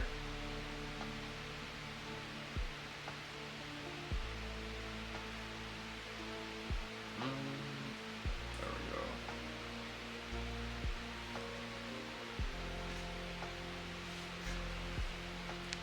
throwing up gang signs here, trying to get a good grip on the miniature. There's just this weird little nook. I'm gonna kind of brace. I don't want to put too much pressure because it's it's a pewter miniature. It's not that sturdy, especially these skinny little legs. All right, that's probably good. So now that we have that layered on, next color that we're going to move to, this is Sotek Green from Citadel. I know this is teal, but that's what they call it, Sotek Green. So again, this is already on my palette. This is going to be kind of the base layer / mid-tone for the blue on the crystal. Now, how I'm going to kind of do this is I'm going to really focus like the very tops of the crystals, and then when it comes to the side sections here, I'm going to focus on pulling my pigments down towards the bottom. So one thing you can do, I'll just wet my brush quickly and do a little spiel. One thing that you can do is look at references of crystals in nature, especially crystals under direct light, and especially overhead light. They tend to be brighter near their base, so just something to consider. And it also just helps add contrast and visual interest. So you'll see what I mean when I start doing this layering process. Yeah, so let's get to it.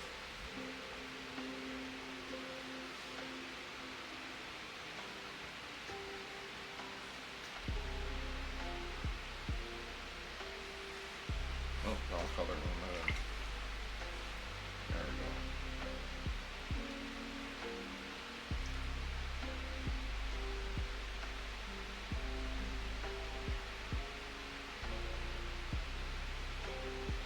And this doesn't have to be super thin, and we're ultimately just sketching in right now, so like having nice smooth transitions isn't exactly necessary.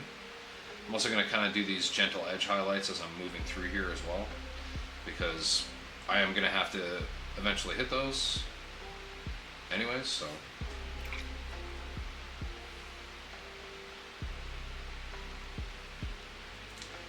So for these like faces here, I'm gonna kind of pull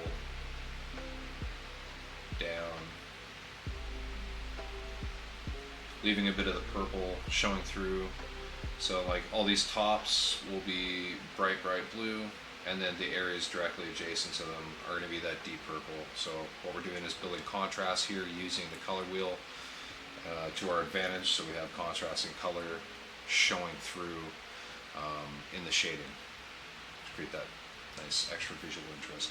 So especially as we get to these brighter tones here, I don't want to keep dipping into this purple just by habit. As soon as we start getting into these bright tones, like the highlight colors, it's really going to start to show the effect that I'm talking about.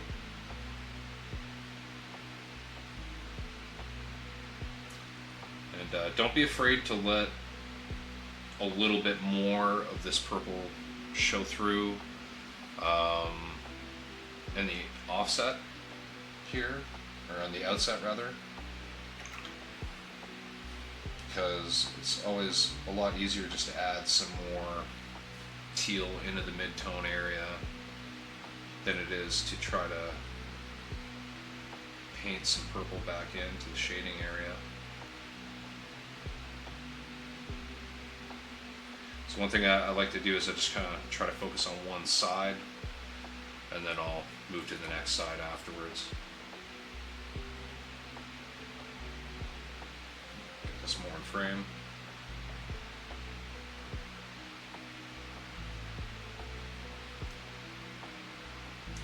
Try to hit those edges a little bit more.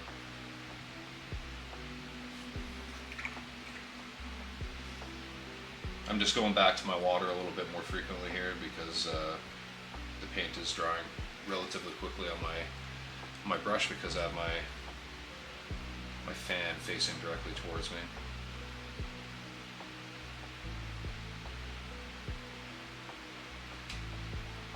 Do let me know in the chat if the mic is a little bit too quiet or too loud, or if the music's too quiet, too loud. I'm always curious to know how people think the audio levels sound because, well, I'm partially deaf. I have tinnitus, so the way I hear things is just simply different than what most people hear.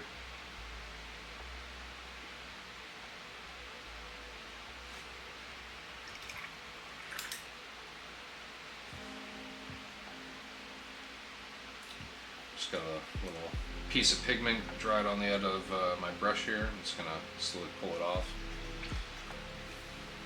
Alright, now we've worked through most of this side. I'm just gonna hit a little bit on this, and then we'll move to the back side.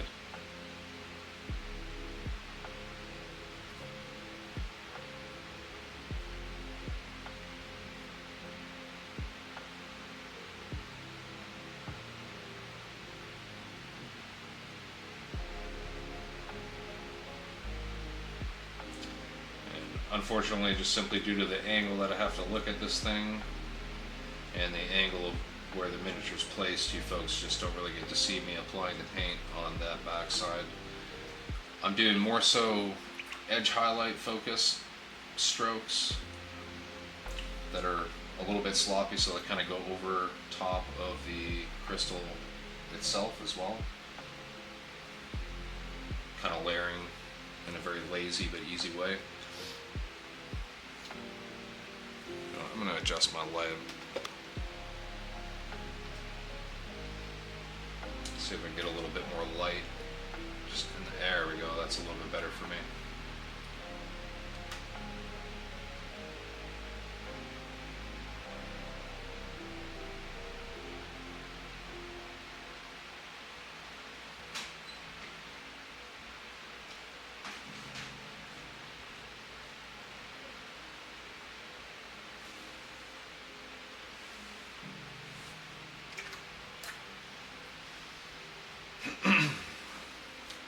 Just gonna finish up on this back side here.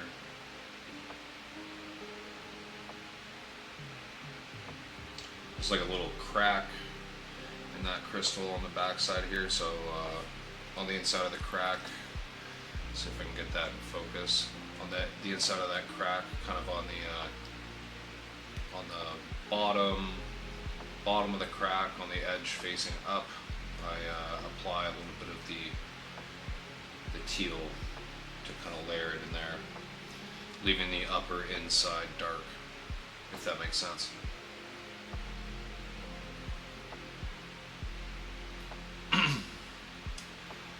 I definitely plan on streaming this on the regular going forwards, just to answer your question there, Bob. Definitely I'm just going to start once a week, just every Saturday evening, because I got a pretty demanding newborn and full-time job, so just gotta roll with the punches when it comes to that. But yeah, so we'll be doing this regularly. I would like to move it up to 2 times a week eventually, and then hopefully 3. Probably do like 2 weeknights and a weekend evening. But I also gotta balance, work, family, all that good stuff, because it does matter. So coming in with Temple Guard blue now.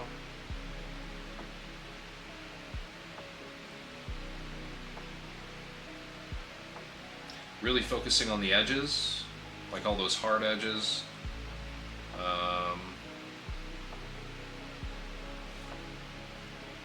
You can kind of see like that bright contrast now really starting to pop. And if anybody's curious, these crystals are from Epic Basing. It's a tourmaline crystal.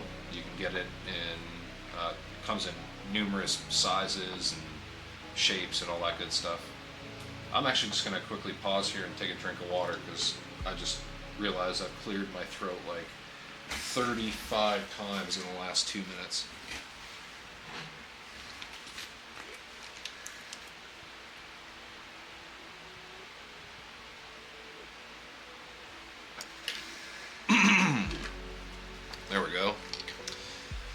where it's a lot more moist.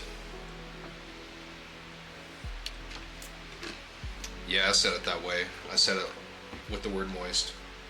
There we go. I was not used to talking for this long, to be perfectly honest.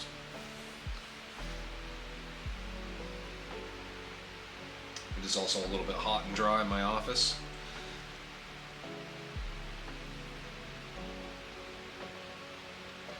So now I'm really trying to focus on like the small areas kind of near the bottoms of these crystal sections.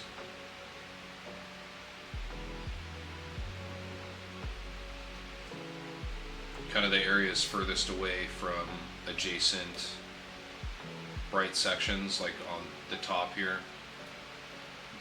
I've got these bright areas up top that I'm painting in, so I'm trying to create that contrast, leaving all that purple near the top. It's not necessarily like, you know, like you're for sure going to find crystals that look different in nature, but you're also going to find crystals that look like this under certain lighting conditions. So, and in the end, it's not always about realism. So. Now I did apply a little bit in the wrong area here. I got a little sloppy. I'm just going to come back up in here with some of the purple.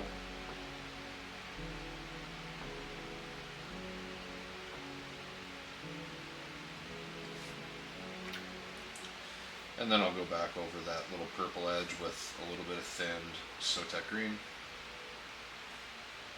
which is the teal mid-tone.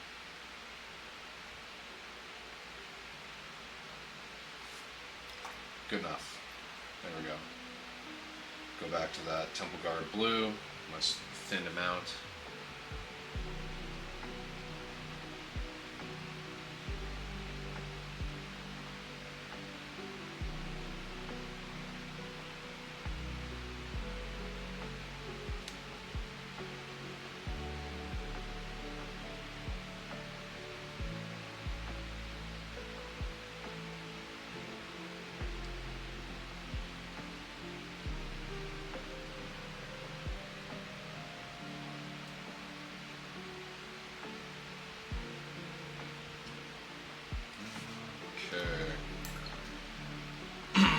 Starting to shape up pretty well.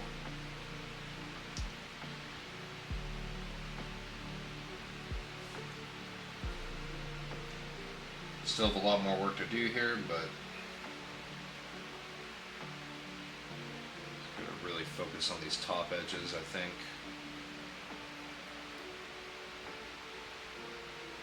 Got a little hair stuck on my brush.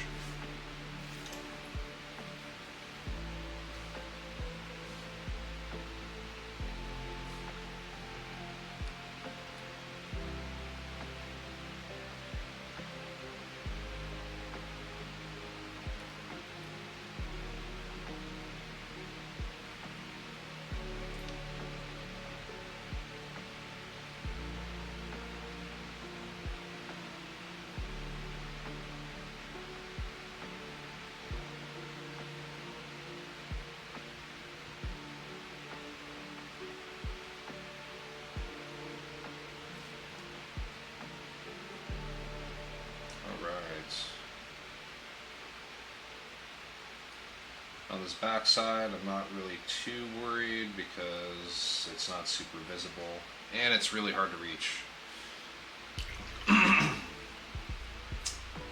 Had I left this miniature off the base, I think things might have been a bit easier. Just gonna have another drink of water here. Pardon me.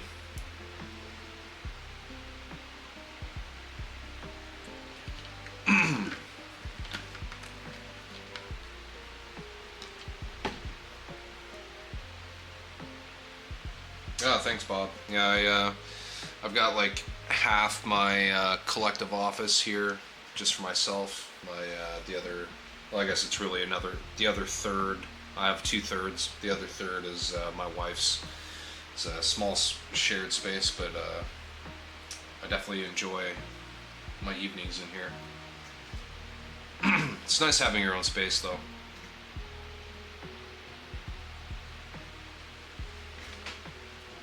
Little humble, quiet place that you can sit and do fun things, unbothered.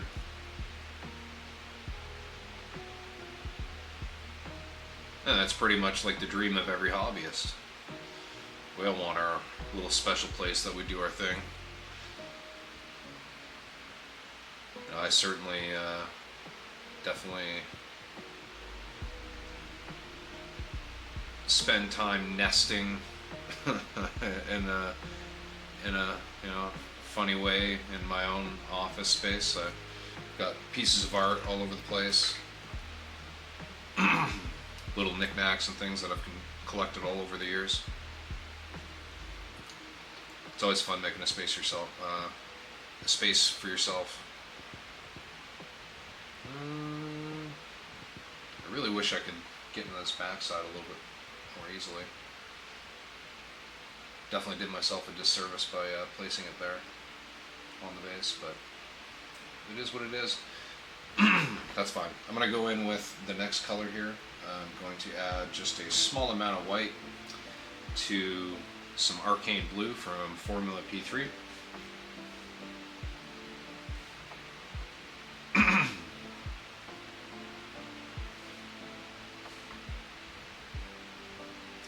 So this is going to be like our very bright edge highlight color.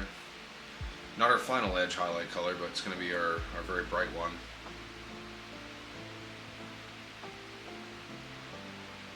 So I'm going to try not to cover the entire edge with it. I want to cover like kind of either end, so you know, so like leaving the middle less bright.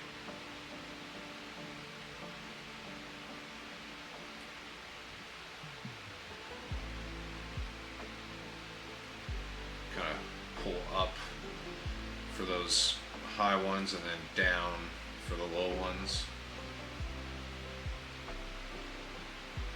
I'm really just using the side of my brush right now. May as well be dry brushing at this point with my little sable brush. Just beating up the end of this thing. Look at this. That was at like a super sharp point a little while ago when I was working on the canopy. Now it's all beat up. Get that dry paint out of the end. And there we go. See if we can get that in focus. Yeah, nice and sharp again. This is just my number 2.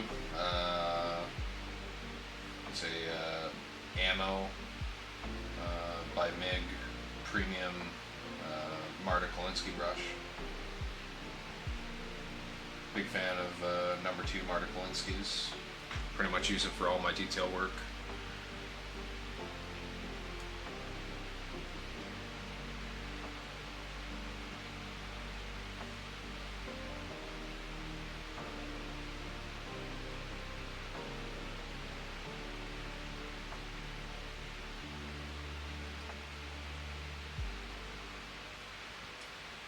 Just trying to work into that back side a little bit before I carry on. I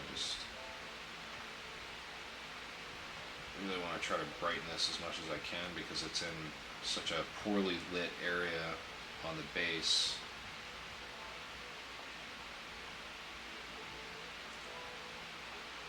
You know, sometimes when I'm putting things on bases, I don't really, I just kind of put them in a spot that looks cool to me at the time and don't really think about like, now I gotta paint this. And sometimes the angles just don't work out all the time. And I have to make little concessions on certain details just not being painted as well as they could be.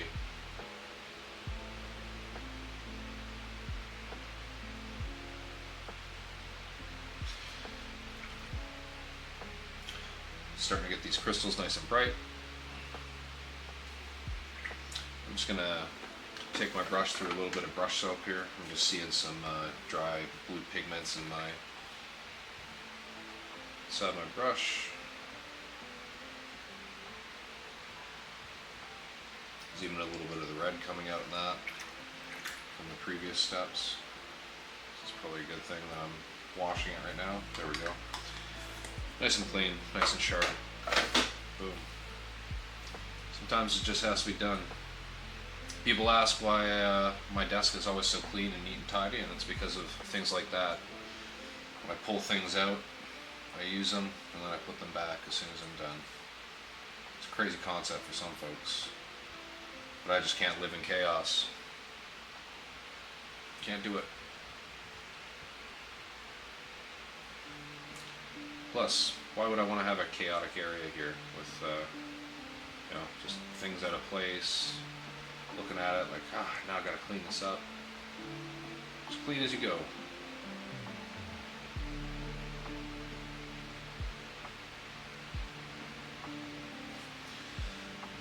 It's a little bit too thin, the paint that I have on my brush. I'm just gonna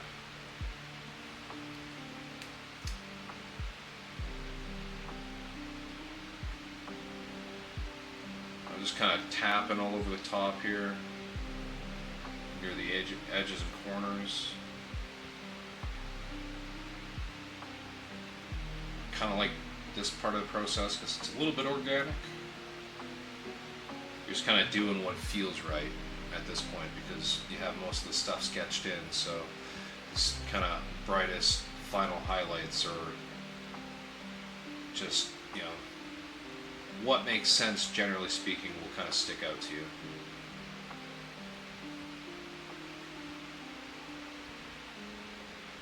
That's looking pretty sharp, if I don't say so myself.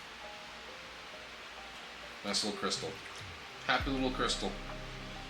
Can crystals be happy? Let me know. Noise. Alright. I'm going to go in with some heavy white ink and just a little bit of that arcane blue. So just kind of tinting the white more than tinting the blue, if anything. So these are going to be my most extreme highlight points. These will be on like the highest corners.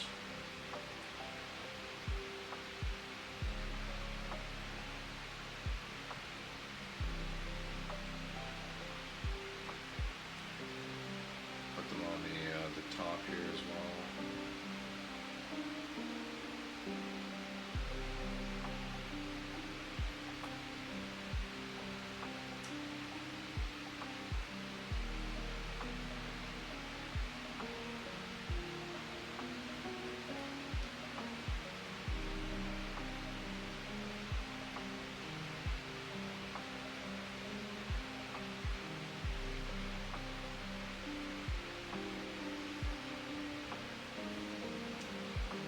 Pumping up that contrast. Nice and shiny.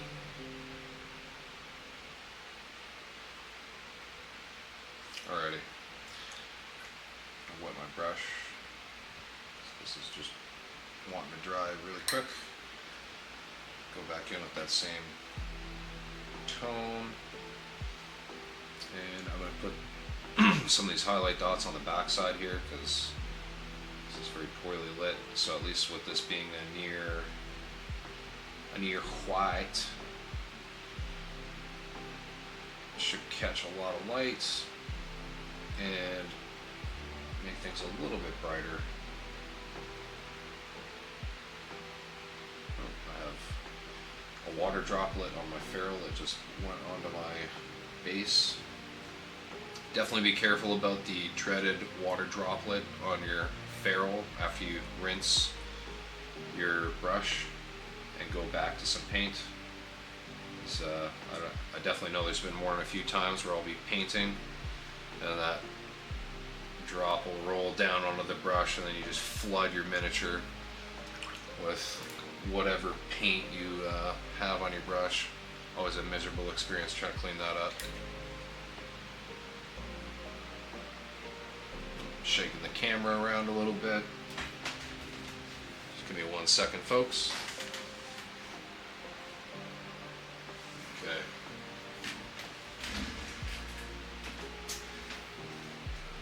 It's looking pretty sharp. I'm just going to go back in with just going to mix a slight bit more of this arcane blue into that white and arcane blue mix. Just want to add a little bit into some spaces here.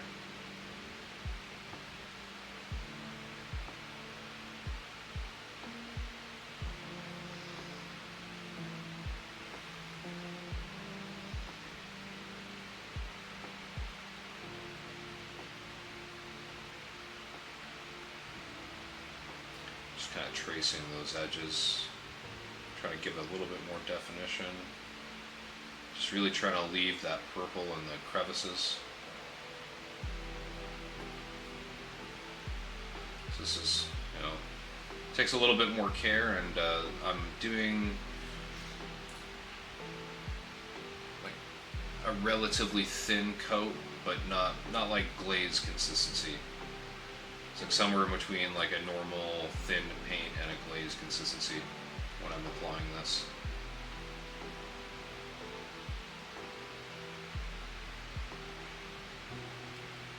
Kind of get these bright spots near the bottom.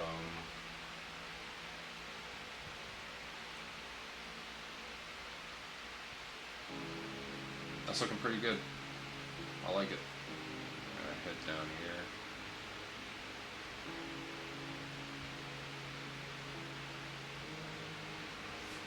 Okay.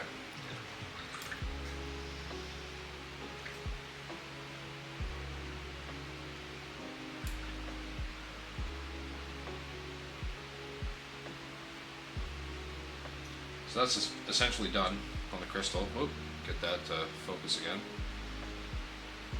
Crystal's essentially done.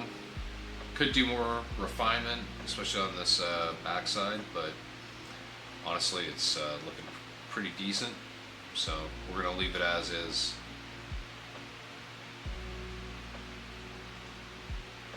Boom. Alrighty.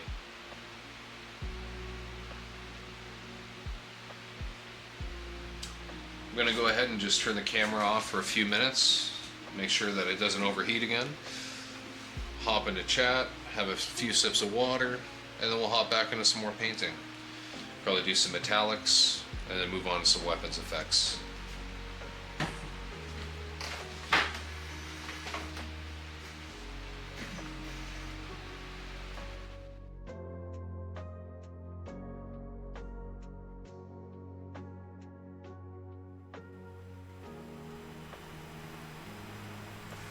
Okay.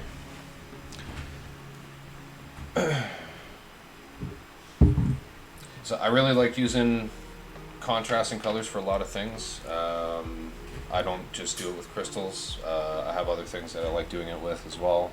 Another color that actually really contrasts with a purple undercoat very well is green. So if you're like, for me, I'm working on, well, I have worked on actually some bounty hunter miniatures like Marauder 2, Kit Bash, and a Nighthawk power armor. These things I based in purple and then layered up in green. And if you go take a look at those on my page, those are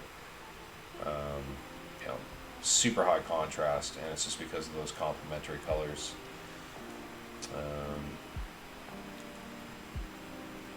Actually, see if I can drop some of those images into the chat, just so you can see.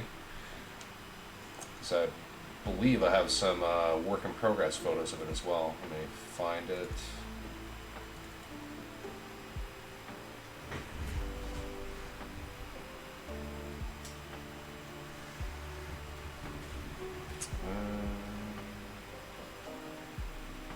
Miscellaneous, here we go.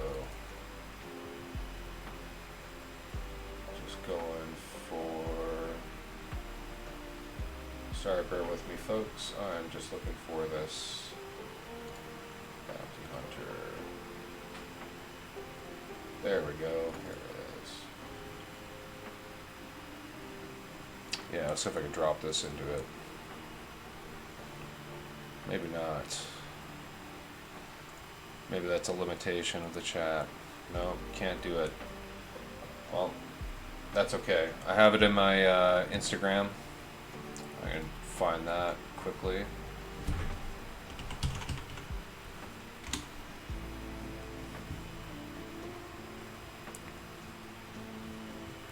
So it's a really good example of purple shading on another color that just really pumps up the contrast. Also got a good example on another miniature too that I painted. A Warhammer miniature. I'm going to drop this into the chat.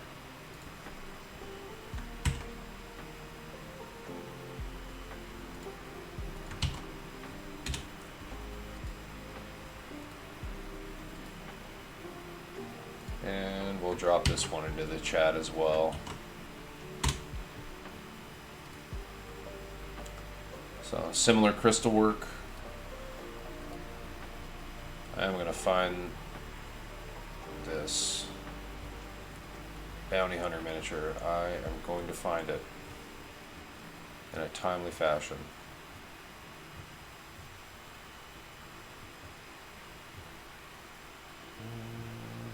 Real close. I can feel it. Here we go. So I did the same thing on the battle arm, on the Power Hawk, or Jesus Christ, Nighthawk power armor. If I can string a sentence together.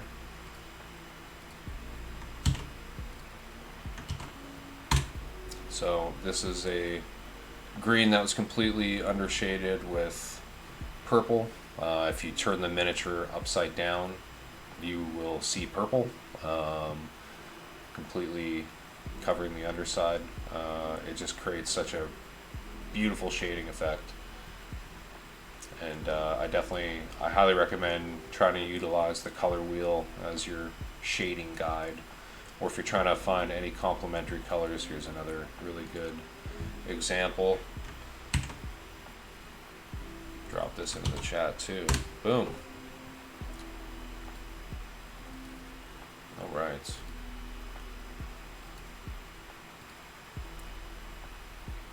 Now I'm going to go on to the metallics. I'm going to paint these super quickly. I'm going to be using some Pro Acryl colors. I'm going to do like a layering process with some highlighting. I know a lot of people tend to just apply their metallics, throw a wash on it and call it done, but I think punching it up a little bit with some extra contrast and highlighting goes a long way. So we're going to do that. I really like highlighting and layering with metallics too, because just by nature of them having these, like, you know, this weird medium and this, you know, these big flaky pigments, they actually blend really well. So let's hop into this. Just gonna have another little chug of water, and then we'll pop the camera back on and get to painting. Okay.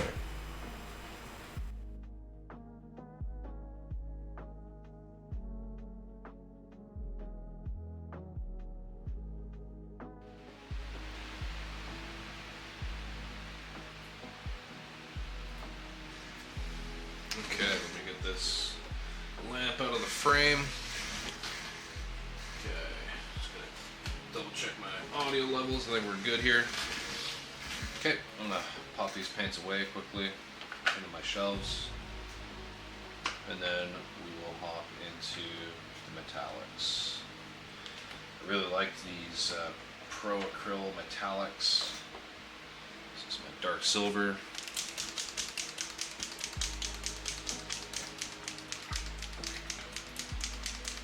Now I'm going to change brushes. I'm going to change brushes. Just because I don't want to have metallic pigments drying in the bristles of this brush, because that kind of beats up your really nice brushes. I have another set of brushes that I use specifically for my metallics. I'm just going to throw my protector on there. Grab this guy. This is my Vallejo #1. It's supposed to be a sable brush, but it's a little bit subpar for what I think a sable brush should be, so it's perfect for this. Alrighty. Boom. So this, I'm going to thin it down just a little bit with some water. Actually, been meaning to try this. I'm going to thin it down a little bit with some metallic medium. This is actually one of the perks of the Pro Acryl set.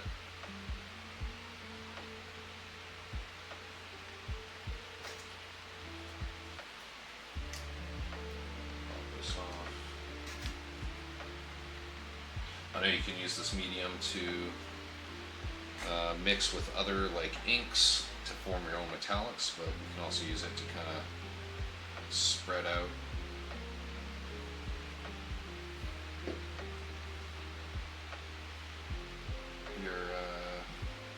Thin out your paint rather. If I can use my brain to form a sentence while I'm performing another task. There we go. Got this dark silver.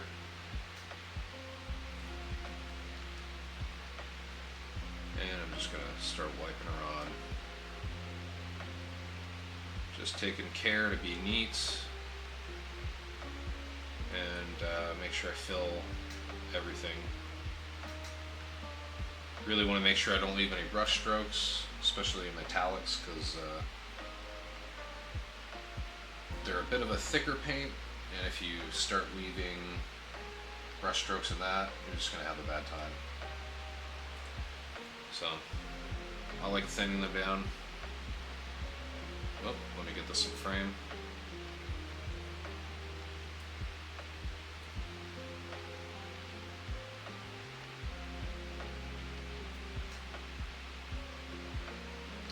Kind of leaving the black in the recesses there because that's just cheap shading. Why wouldn't I do that? Kind of helps delineate the the different section. One finger, two finger kind of deal. Always try to use things like that to your advantage.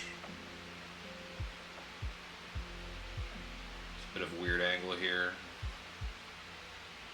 It's back in the frame. I do apologize that I keep pulling this out of frame. Get this. Put this on my brush. Just gonna go in there with a bigger layer.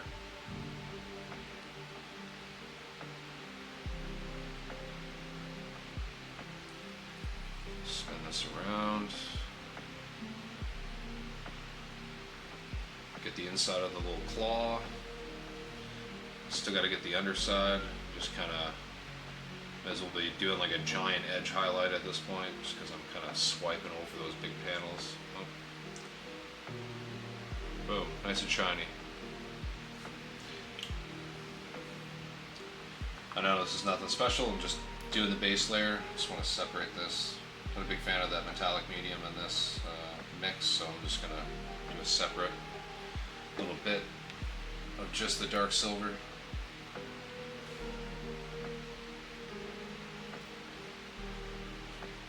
And we're gonna do, I think, still a little bit of, just a bit of an area on the underside of that one claw that needed to be touched up. Gonna go to the other claw now. Just gonna, pretty much every detail that I do on one side, I'm just gonna immediately go to the other side and do it as well. That way I hopefully don't miss anything. This wouldn't be the first time.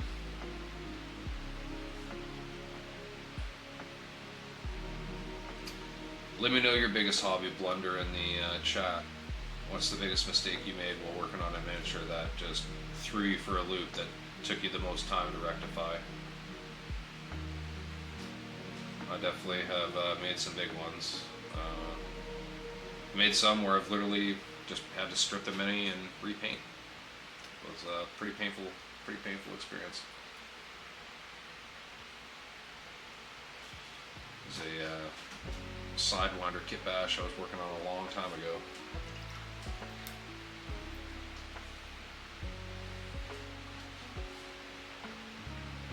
Just going onto my palette, getting some more paint. I like rinsing my brush out reasonably frequently when I'm working with metallics, just because I do not want them to dry in the bristles. So I'm totally fine with wasting a little bit of paint on the additional rinses. Just going to come back over here and reinforce the layering, and then underneath needs to get done up.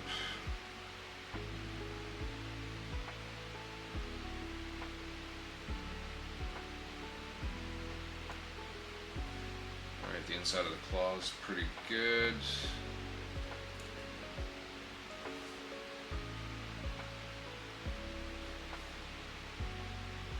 Go back and touch that.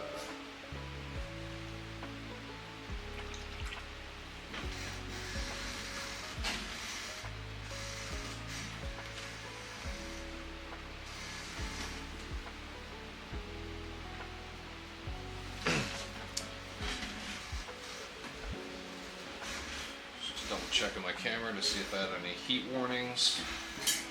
So far, so good.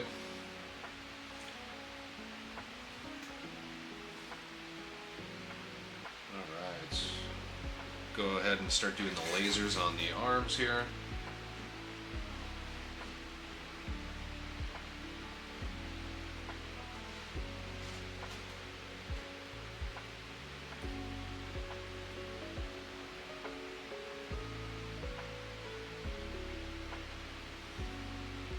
Try and get that in frame there.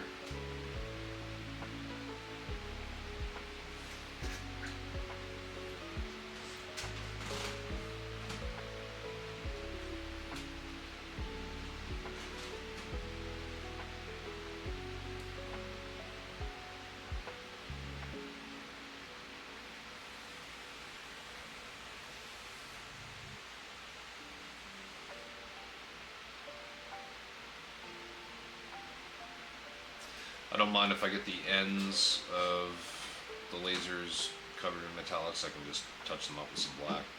Not the end of the world. Just trying to make sure I get the entirety of the barrel covered in this dark silver. Unfortunately, just by happenstance of the painting angle I'm working with, you're not really able to see what I'm doing right now. Oh, and I'm seeing an area on the underside here. Look at that, you guys can see a nice big boo-boo I made. Wonder what that was from. Made a little bit of a blunder. I'll have to touch that up with a bit of green. Not a big deal. It's a bit of that cyan, the Temple Guard blue from the crystal. Ended up, oh, I'll get that back in focus. Got that smudged right on the waist, right in the crotch. Oh well. That'll take like 5 minutes to fix. Not the end of the world.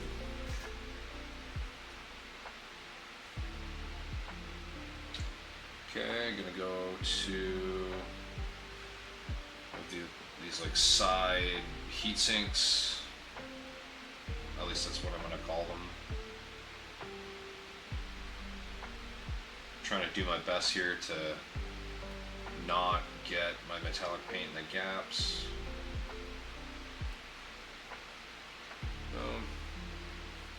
Go to the other side. Now this other side, I'm going to have to kind of go back because, as you can see, these are not that well defined. So I'm going to have to go back in there with black. I'm just going to fill this all in completely. And I'm going to basically paint the gaps with some black paint, and that will give the nice clear impression that there are in fact gaps where there are not, because for whatever reason this cast on this side that side just isn't as well defined as this one. Just one of those weird things. Go back in with the black right now. Just gonna look at the little grooves that do exist. Just pull down.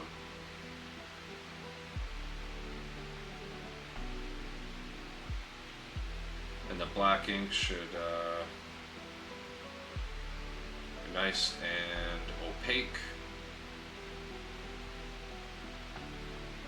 especially once I tone all this down with a little bit of varnish. Whoa, there we go. Now you folks can actually see what I was doing.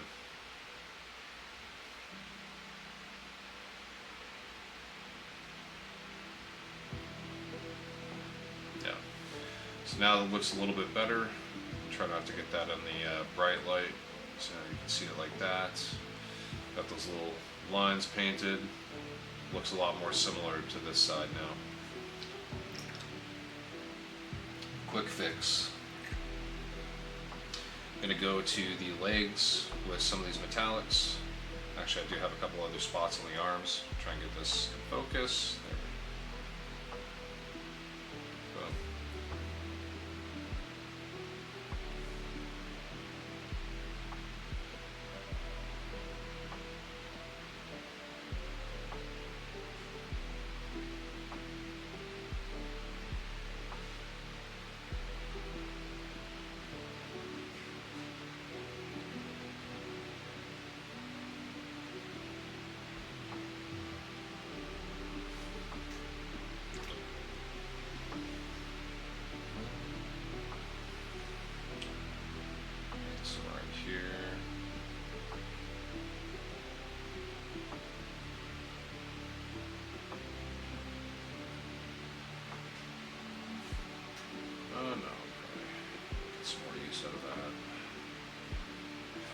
Rinse. See how the paint's coming off. No, I need to rinse.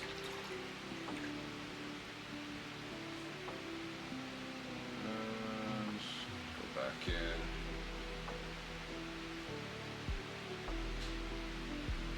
Quickly do these spots.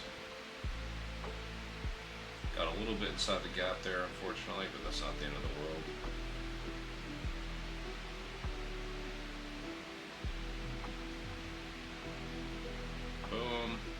That's looking pretty good. Just gonna go ahead and hit these little like knee joint things.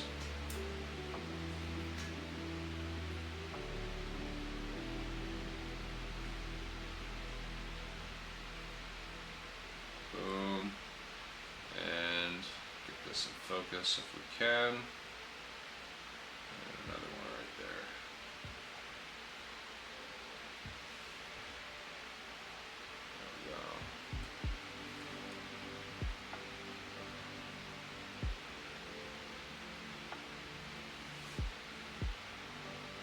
Have a couple other little small bits to do on the feet, or the ankles rather. Boom. Just those two little spots. I'll try and do them on this side as well if I can. Nope, that dried.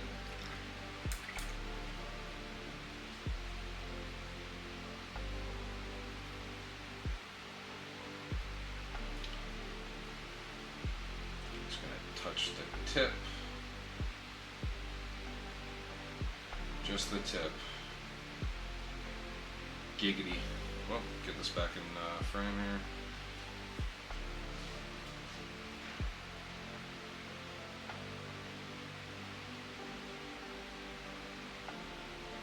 Just keeps drying. That's okay. Those are good. Alrighty, now we're gonna work up to our next kind of layer. So, I'm gonna put this back. We're gonna go to just straight up silver. I'm gonna kind of do a 50-50 mix of the silver and the dark silver.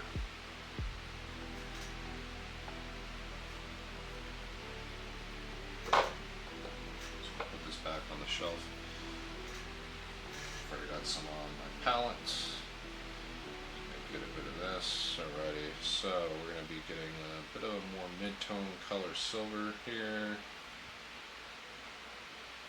I'm going to try and just get the tops and sides of these barrels It's like much more punchy and bright.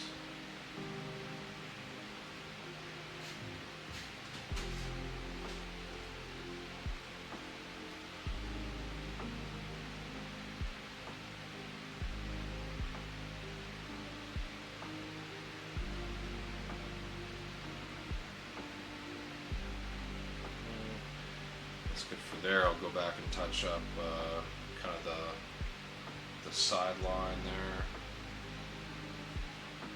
where it transitions into the dark silver.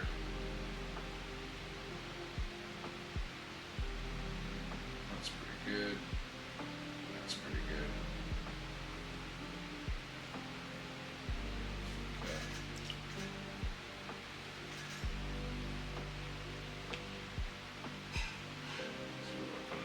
A lot more shiny now on those barrels. I'm going to go ahead and kind of do something similar with the little claws or hands, whatever you want to call them. Just going to kind of do the tops.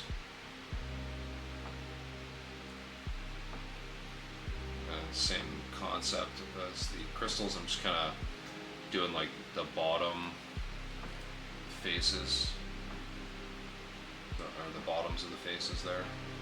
Same thing with this. I'm gonna do the bottoms just to create a little bit of contrast from this edge to the top.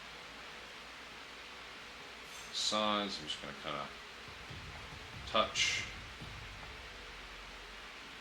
Baron Von Breakfast, thanks for the follow, my dude. Or my dudette, I don't want to discriminate.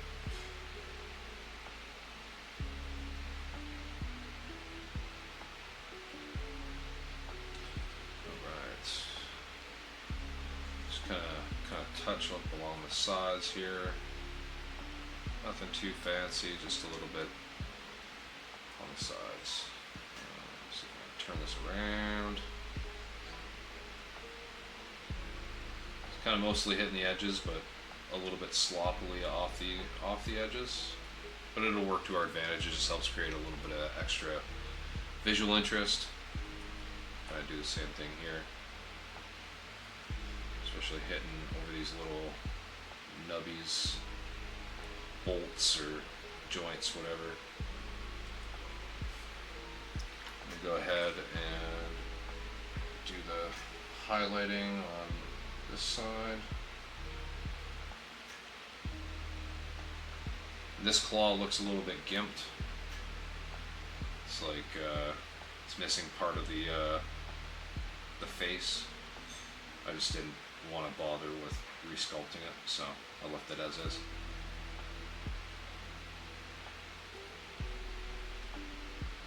It's my strong hand.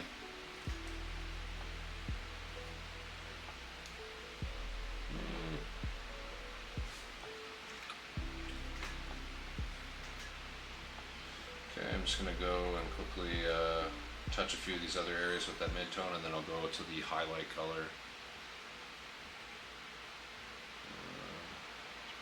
Just get like the upper half of these little side things.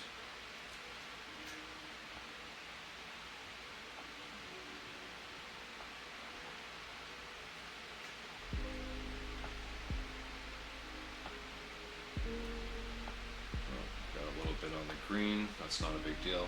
I have to go touch up the other area anyway, so. And you know, if you ever make a big mistake on a piece of armor panel or something like that, battle damage, man. You just get in there with some other colors and make some scratches, and boom, you got some cool organic stuff going on. Go ahead and kind of hit mainly the edges.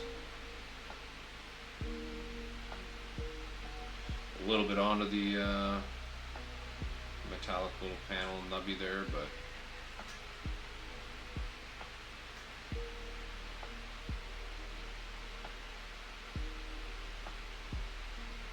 again, kind of mostly hitting the edges.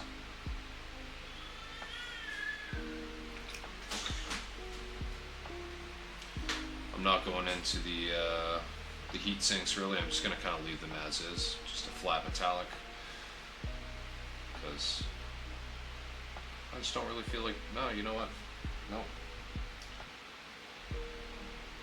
Challenge myself. We're going to go in there.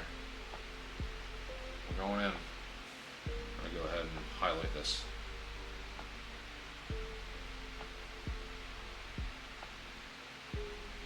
It's kind of drawn down from about halfway up.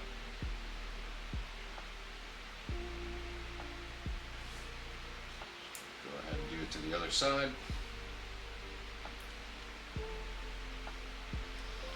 This is the side that we had to draw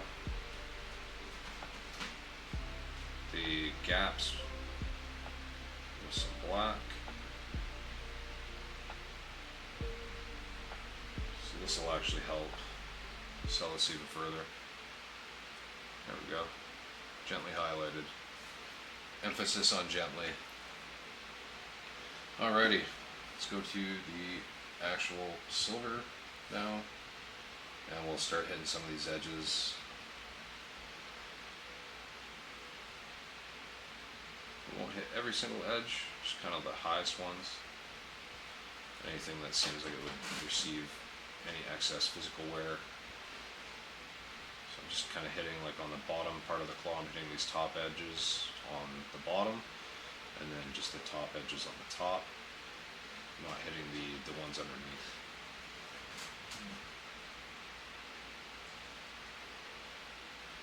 Oops, get this more in frame here for you. There we go. So you can already see just from the addition of that, you know, plus the other layers, you're getting like some really nice contrast. That's ultimately what you're going for.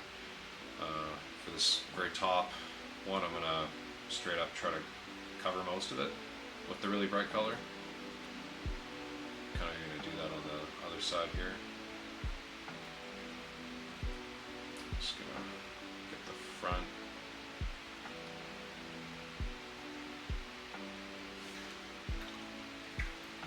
Wet my brush and get some fresh color on there because my brush was drying out.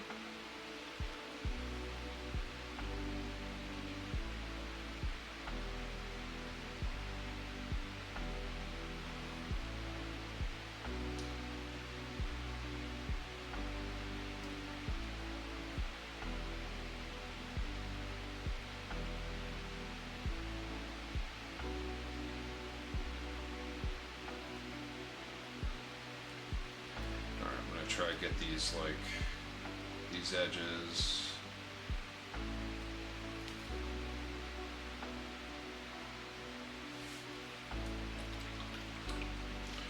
I rinse my brush out quickly here, and then I'll get like a bit of a more stabilized view of this, get this more focus. You can see all that nice shine and contrast.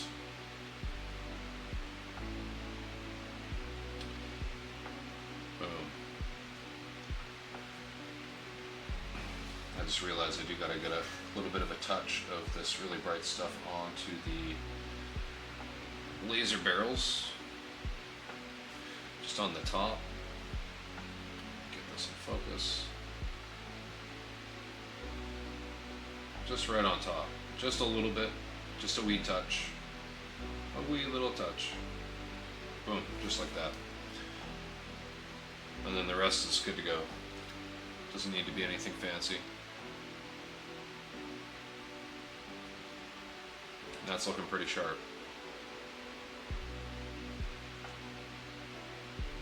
Okay.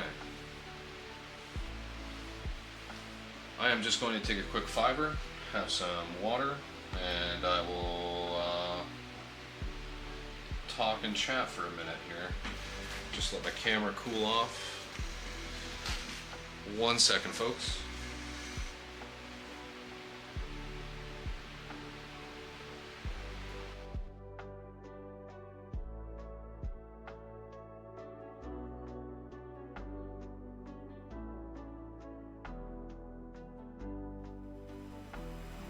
Okay. Baron Von Breakfast. Hey, nice to see you, man. I've been following you on Instagram and the Facebook Battletech groups. You've really inspired me to up my painting game. Thanks, man. Really appreciate it. Yeah, I don't know what else to say. Really appreciate it. I'm always happy to inspire, and I know I was inspired by one of the Camo Specs guys that I'm internet friends with, Kevin Witt, Brushido. About 4 years ago, right before COVID hit, I just by happenstance came across the Battletech Painting and Customs group on Facebook. Just a suggested post. I was on an army course in a different city and just had my phone for entertainment, so I was constantly doom scrolling, and yeah, just stumbled upon the group, joined, and I'd always been a bit of a MechWarrior fan growing up, but never really dabbled with the tabletop aside from the Clicks game back in the day. And yeah, just saw some of the stuff with those in that group, and just decided, you know what, I'm gonna get good at miniature painting. I wanna be able to paint something that's worthy of being on display or in a magazine or something like that, because you know, if somebody else can do it, I can. You can too. 100%.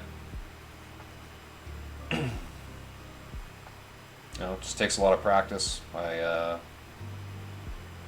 Lucky for me, I was getting a paycheck during COVID, so I basically, quote unquote, you know, air quotes, worked from home, which was really just hanging out at home, not doing anything. So just with my particular occupation, it's not really a work from home job, so just got paid to chill for months. So all I did was paint. Just took full advantage of the time, and went on deep dives on YouTube and just forums, just looking at painting guides and things like that. Pretty much all self-taught, haven't taken any classes, just tutorials and stuff on YouTube. So just really buckled down and took the time to like have practice miniatures that I'd had for a little while, you know, from childhood that weren't so good, weren't so well painted or assembled.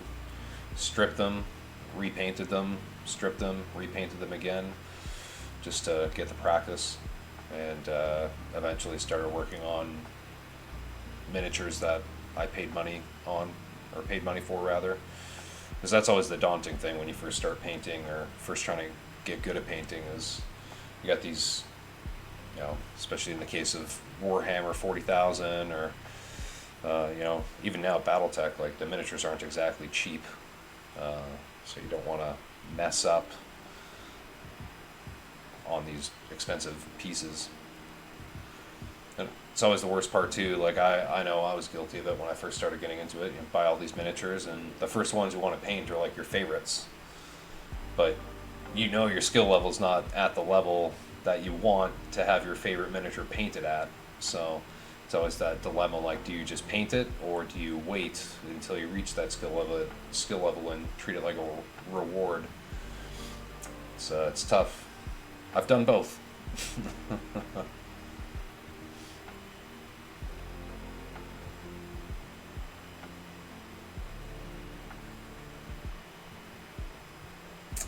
I became a CSO painter last year. I'd applied the first time 2 years prior, almost to the day actually. So I resubmitted in late July last year, so almost a year ago. I think it was like the 27th or something like that I submitted, and 2 years prior on like the 30th or whatever is when I had submitted the first time. They rejected my first submission. The photography was the main issue. The painting on one of the miniatures or two of the miniatures needed a little bit of improvement, but overall the painting was just about at par. It was just mostly the photography needed a lot of work. But even then, like, I really took the critique they gave me in stride. Really worked on just kind of the fundamentals when it comes to painting, edge highlighting, being neat and tidy, making sure I don't have errant cat hairs getting stuck to my miniature when I varnish with my airbrush. It's always a big challenge in my house because I have a dog and 3 cats. So it's, yeah, dander and hair is always a challenge for me. But yeah, it was a good learning experience. Pretty much everybody, not 100% of the people who submit get denied the first time, but most people do, and it's just because most people aren't as good as they actually think they are when they do submit. But it's a good humbling experience. My photography got way better. Like there's a big notice if you look at my Instagram feed or my Facebook feed and you go back to 2020, late 2020, early 2021, even late 2021 versus last year when I first submitted to CSO. It's, and even from last year to now, the photography is even better. So it's always a process. The miniature photography is the biggest thing that probably gets most people when they first submit. Is trying to get everything in focus, and just staging and framing is a big thing too. So yeah, I have a bit of a tremor to my hands too, Baron. I always have to have my elbows on the desktop and my wrists touching if I want to maintain any kind of neatness while I'm doing my stuff. It is a struggle. Drawing a straight line is a near impossibility for me. It's usually me drawing something kind of half wavy and then correcting with a partially wavy line, and just going back and forth with touch-ups.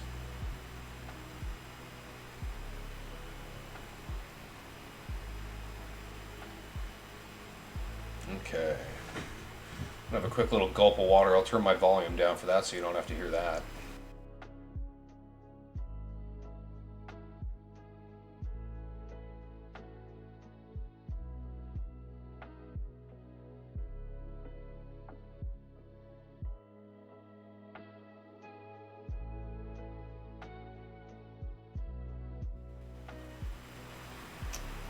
Alrighty. Oh, I think I brought my volume just a little too loud on the mic. There we go. Okay, so next thing we're going to hop into are some weapons effects. Now, I just want to verify quickly on Sarna. Sarna.net is amazing. It's not 100% accurate all the time, so don't take it as gospel, but I really love it as a quick reference. I just want to double check what kind of lasers are on the Prey Seeker's arms that I have. I should definitely know because I did a kit bash to make this thing, but okay, so they're ER medium lasers in each arm. Alrighty, cool. So we're going to do some lasers and then probably finish up the base and call this miniature complete, aside from varnish. Bear with me here, and I'm going to hop back over to the desktop, get the camera going.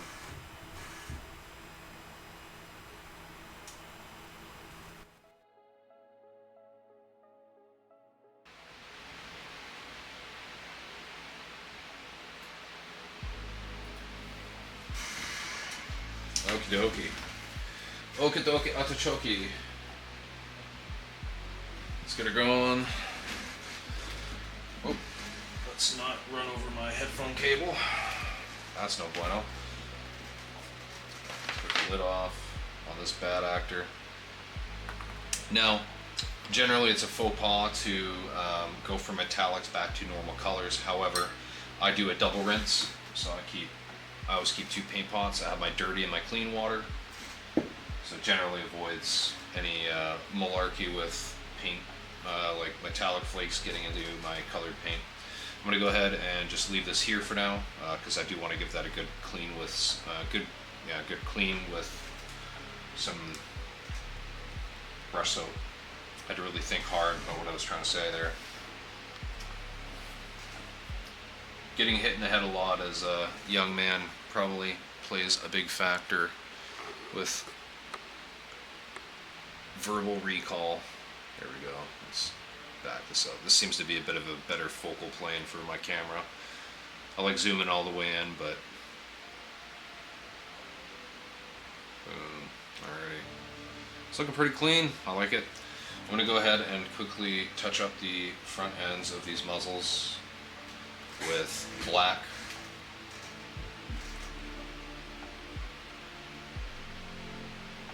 Just on the front edge there. And then I'm going to get some green paint, and we're going to get these Lasers bright green.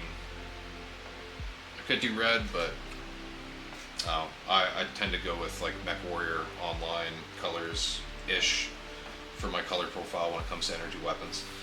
Okay, so first color is going to be Greenskin by Army Painter.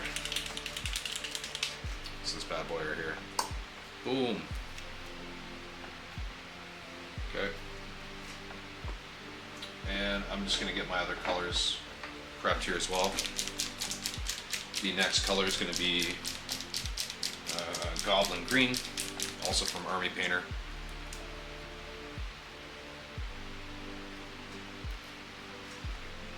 And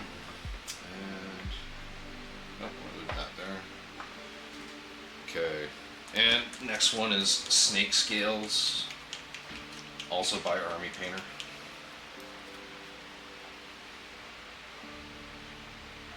This is a very punchy, bright lime green.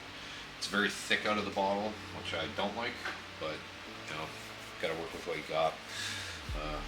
I'll probably eventually replace this with a like an AK or Vallejo color, or Pro down the road. I'm also gonna grab some leaf green, Aquafine, Daler and Roni watercolor ink. I really like this stuff. It's very, very vibrant, almost fluorescent in nature. So I'm going to use this as kind of like a filter over top of these greens once I get them layered in. And then the final filter is going to be some fluorescent yellow.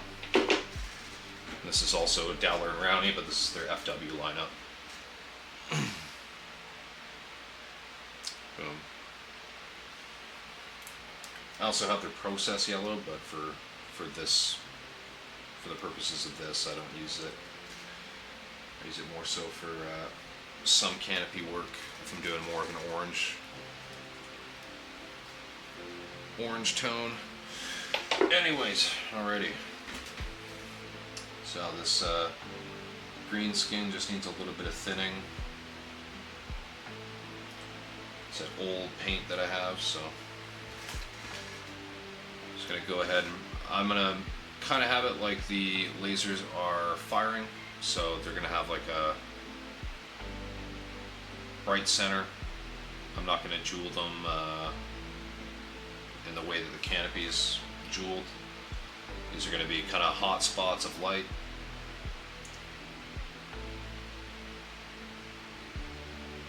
So just filling that black circle, just tapping it in there. Just gonna touch up that one. Seems pretty good to go. Okay. I'm gonna go in with the Goblin Green. It's gonna offload just a tiny little bit of the water from my brush.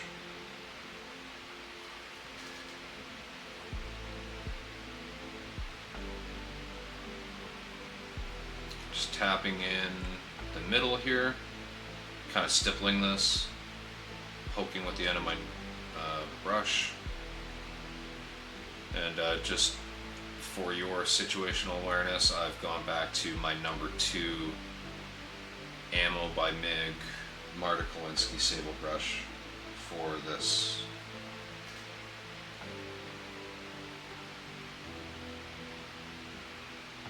Just poking in the middle here, see if we can get this in focus.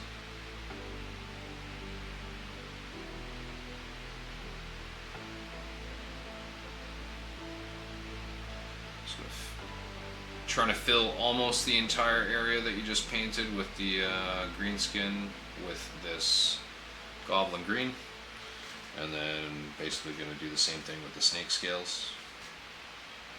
And then after the snake scales is where it gets a little fun and funky. We're going to add a little bit of the white ink to the center, filter over, like in a glaze, some of the green ink, and then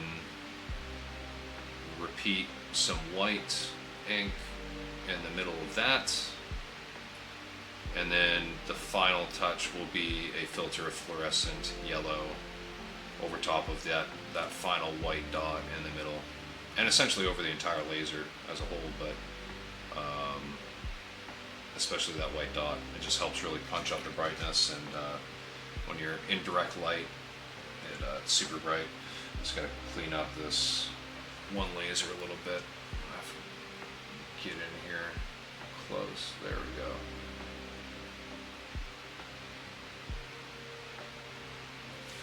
I gotta clean up the edge of this. I got a little bit outside my margins,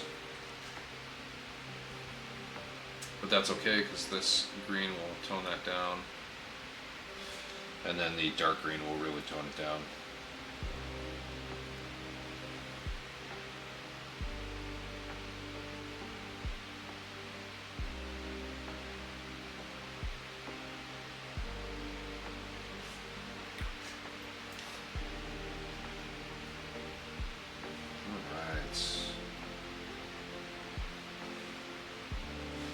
Welcome back, Scott.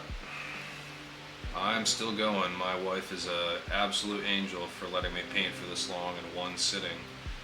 She's been looking after not a super grumpy baby, but also not the happiest baby. So I definitely appreciate her giving me all this free time. I reckon this is probably just going to be a once a week thing for the next little while, but that is just fine, because this is wonderful to be able to sit here for a few hours and just paint and chat.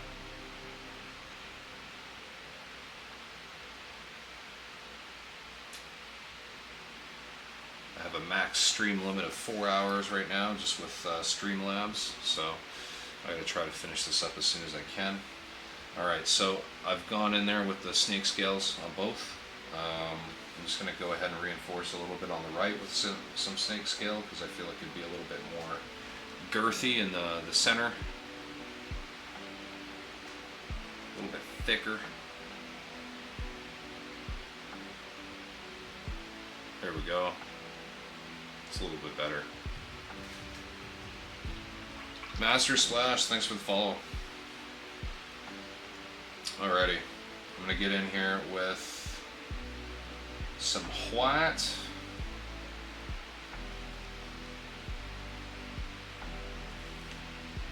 Just tapping in the middle here. And this doesn't need to be super fine. Well, I'm gonna have to add a considerable amount of water to my white. It is drying on my brush like crazy. But that's okay. Get this back in frame.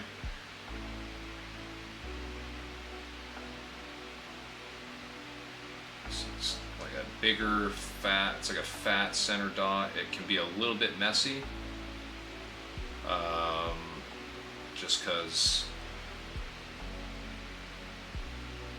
we're trying to create like a quasi OSL effect, as if you're getting like some light bloom within your vision because you're staring at a laser beam. Alrighty. Here's where the fun begins. I'm gonna go ahead and I've got some of that ink on my brush. I'm just gonna offload just a little bit onto like a damp paper towel that I have here in front of me. And I'm just gonna wipe it over and see how that filters that. This is the unfiltered side, that's the filtered side. Just gonna add just a little bit more to this one.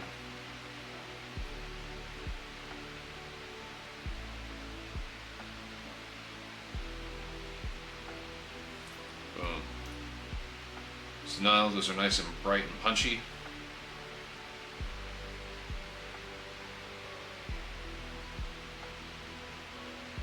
This bottom one's not as neat as I would like, but not the end of the world. I'm just going to let it fly. We're just going to let it be. Now I'm going to go back in with this a little bit more white here, and I'm going to try to make a relatively fine small central dot on all of these.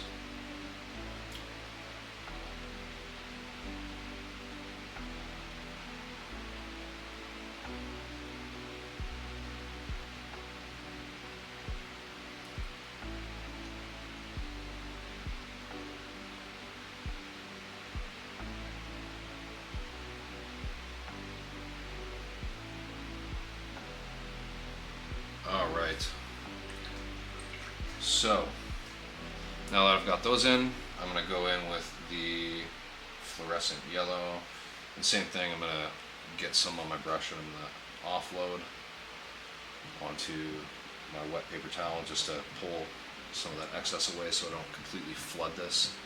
Let's get this back in focus here.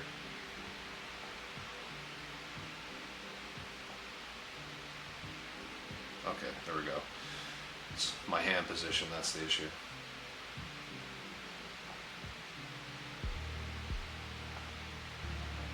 Just going over with that yellow, and it's a very subtle tonal difference, and it might not be as noticeable in this very bright, harsh light, but to my eye, and you know, especially if you take a photo and do some minor post-processing to adjust the exposure and the color levels, you can really notice a difference after you add that yellow fluorescent ink to it. So this is nice and punchy now, very bright. It's pretty good stuff. Alright, I'm just going to double check to see how long I have left on my stream timer. Alright. So we have just under a half hour to go here. I'm going to see if I can finish up this base, and we can call this thing complete. I'm going to double check my tunes. I want to see if this playlist is... Oh, we're good. We're on the Skyrim one. Cool. Beauty. Alright. Yeah, Scott, don't worry about missing the crystal. The stream recording is going to get saved at Twitch. Will be viewable for a week afterwards. It's also going to get uploaded to my YouTube unedited. And then in the future, I'm going to go ahead and edit the clip, or edit some clips and do some quick little tutorial videos as well as some reels going over the crystal as well as the canopy and even the lasers. Yeah, just, you know, make things easy for people to view later on.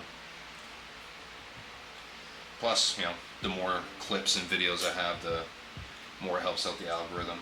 Okay, before I get carried away here, I'm going to go ahead and add, grab some black gray. This is the airbrush variety. I have the non-airbrush variety as well, but I like this because it's already pre-thinned a little bit, and I'm mixing it with a rather thick brown paint, which is chocolate brown from Vallejo. And I'm going to paint these rocks quickly and efficiently. This is going to be my base layer. I'm just kind of mixing these two colors so I have like a very desaturated dark brown. Just going to kind of paint over these rocks, and then I'll highlight them a little bit, and then I'm going to go in with a very thin, almost a wash of like desert yellow. It's like a yellow khaki color, almost like Nazi mustard color, as I like to jokingly call around my wife and make her real uncomfortable. But yeah, because it is like Nazi mustard. Not that I'm a fan of Nazis by any means. It is Nazi mustard when I see it. I'm a history guy, what can I say?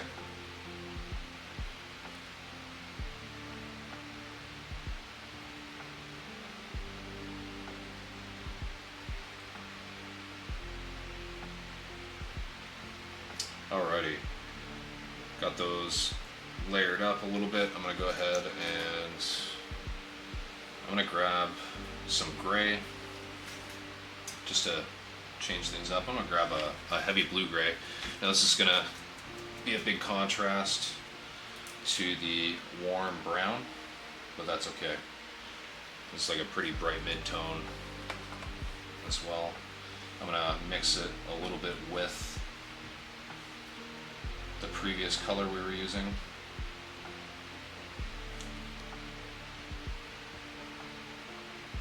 Boom.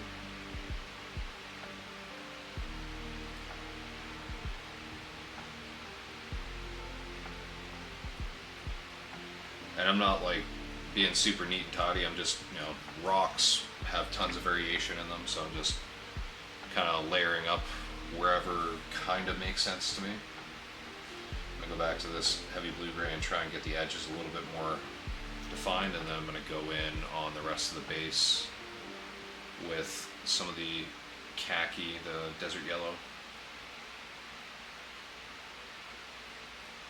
Just kind of hitting these edges a little bit.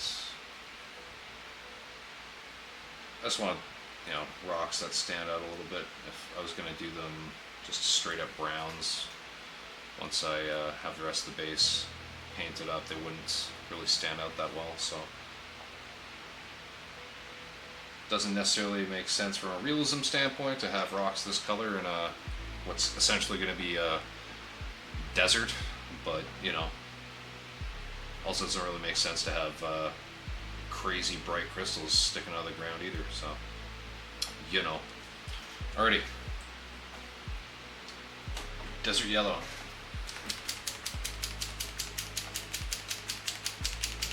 Big old shake.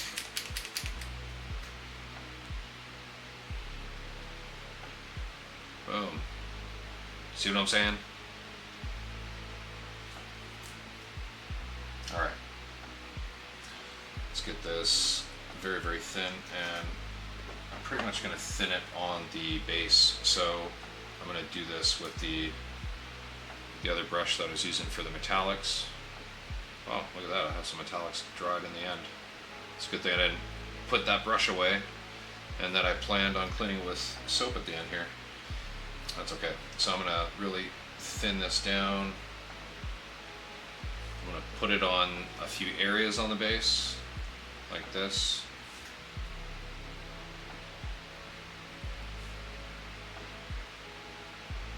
Just kind of touching all over.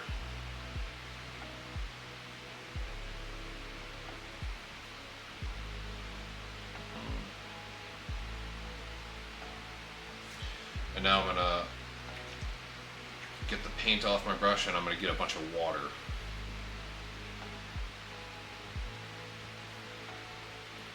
And I'm going to use this to kind of thin everything out.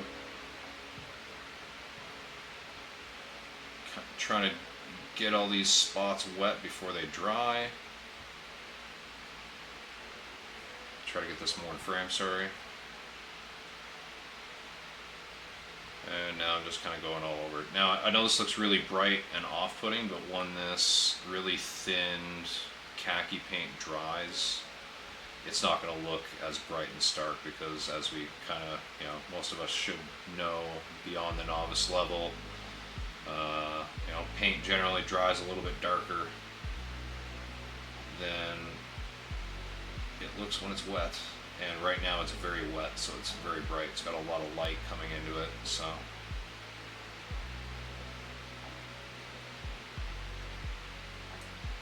But this will give us a nice kind of recess, like dusty look. And then I'll go ahead and dry brush over the top of this with an even brighter khaki, like a skeleton bone color of sorts. The dry brushing, I'll have to wait until this is dry, obviously, so I might not actually be able to completely finish this all on the stream. but that's a pretty minor step at the end, doing the skeleton bone dry brush kind of selectively over certain areas, and then painting the base rim black and varnishing and putting it on a display shelf or putting it into storage, depending on whatever you prefer. If this was your miniature, that is. Let's get this. I'm trying to push this into this little area in between.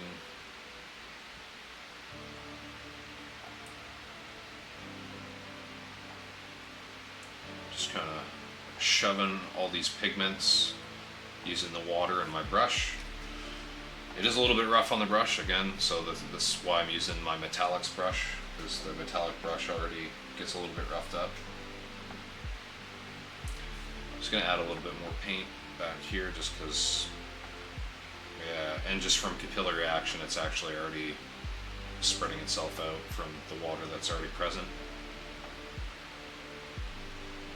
Make myself sound real smart and astute when I say things like capillary action.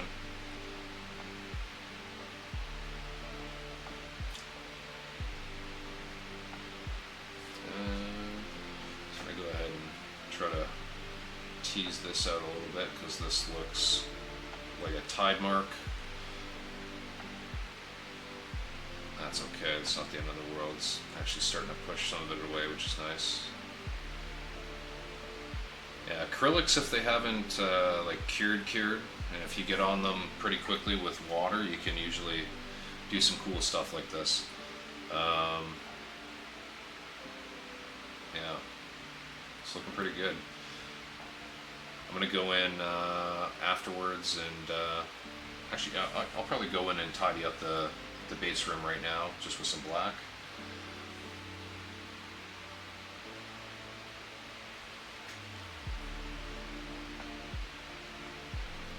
So we can see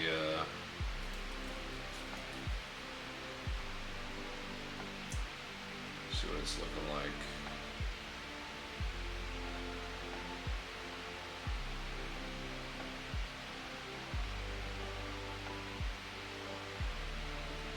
Paint's still a little bit wet there, so I gotta be careful.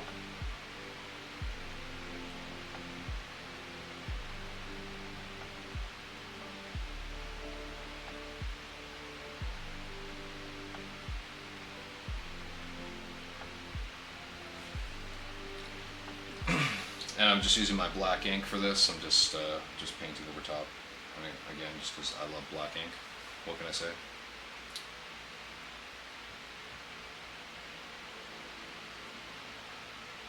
Trying to paint that as straight as possible.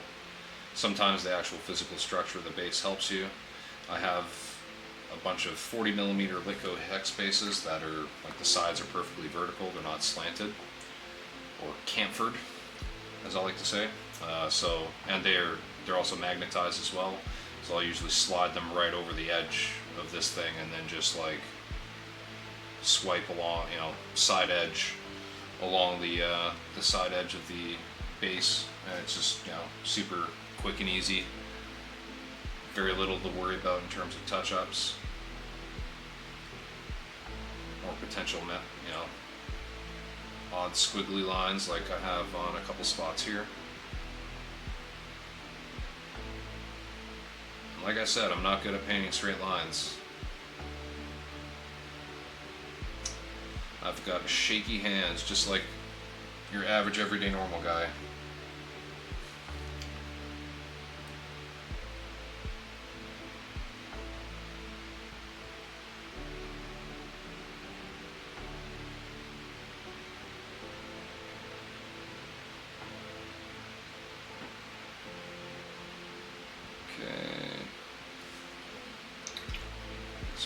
Moisture on my brush, get some more ink. Just want to see what this looks like with the base edge cleaned up a little bit. I always like adding in, like, it's always my favorite after you base coat a miniature with an airbrush or something and you go in and start blocking in all your details with black, kind of separate all the different parts into their parts. I couldn't think of a different word if my life depended on it.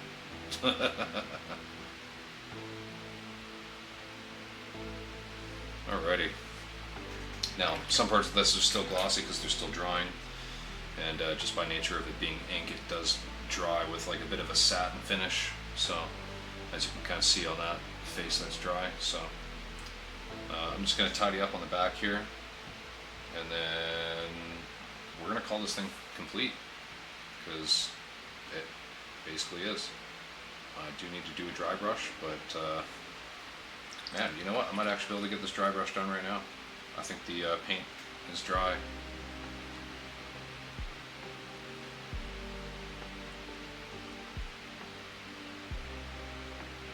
Boom. Alrighty. Let's go in with skeleton bone.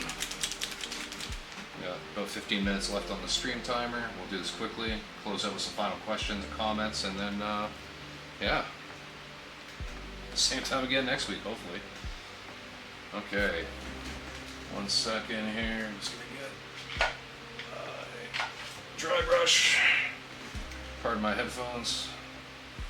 Just gonna wet this slightly, so this is just like a cheap small makeup brush. I dampen it, and then I kind of wipe most of the excess off onto this.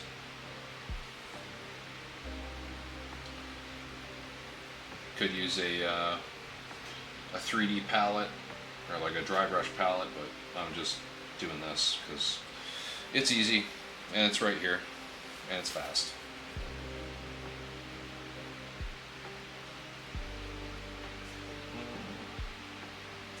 Try to get a little bit more on the brush there actually.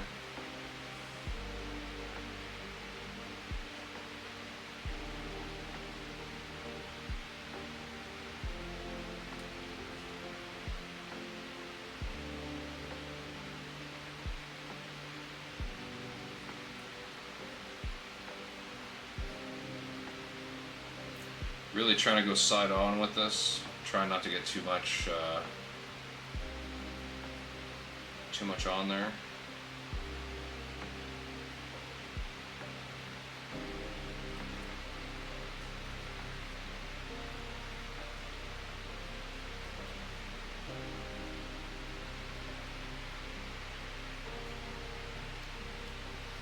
Might have to do a little bit of cleanup around this, but nothing crazy.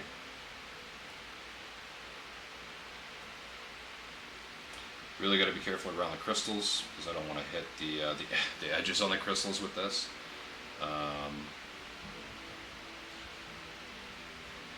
Yeah. There we go. It's coming along pretty nicely. Get a little bit more on the front and the side here.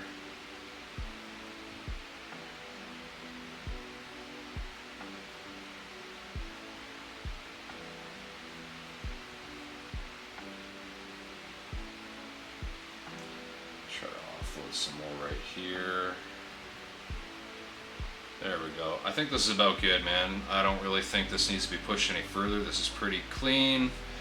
I could do a little bit more touch-ups around the base rim, and I probably will before I go ahead and varnish this. But this is basically done. Boom. The lasers are done. Canopy, metallics, quick and dirty. Got that crystal done. It's looking pretty sharp.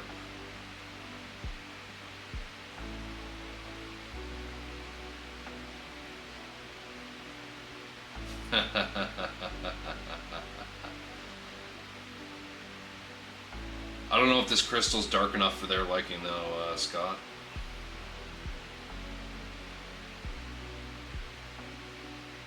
Although I think there's probably enough purple in this that they might be interested.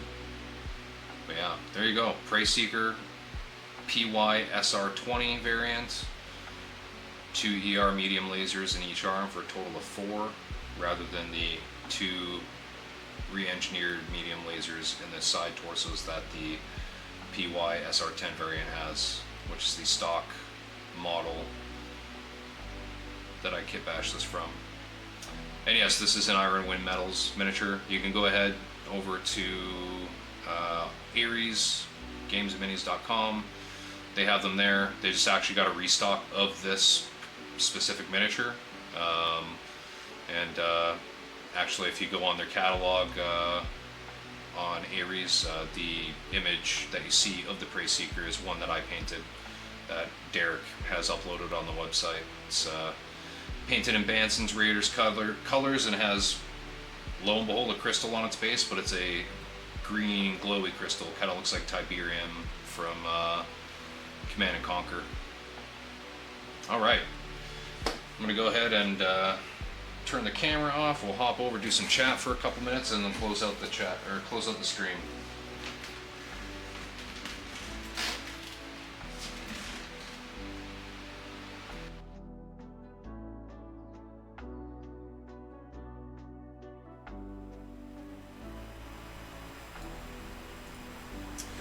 All right. Yeah, I'll actually pull up the website link for Aries Games and Minis, and I'll put the Prey Seeker in the chat just so you folks can go ahead and grab yourself one if you want. It's actually, oh yeah, he's always technically got them on sale, but at least that's what he likes to put on his website. Here we go. And I say that in terms of, he always has like, you save 17%. I think that's with the comparison to the Iron Wind Metals prices on the Iron Wind Metals website. But yeah, he's got a bunch of my photos up there. He's got the credits. And if you folks want, I can show you how to do Tiberium crystals too in the future. I know that's something like OSL, object source lighting, that's something a lot of people are really interested in. It's definitely something I would be interested in sharing on stream. Turn my camera off there, perfect. But yeah, it's yeah, very cool stuff.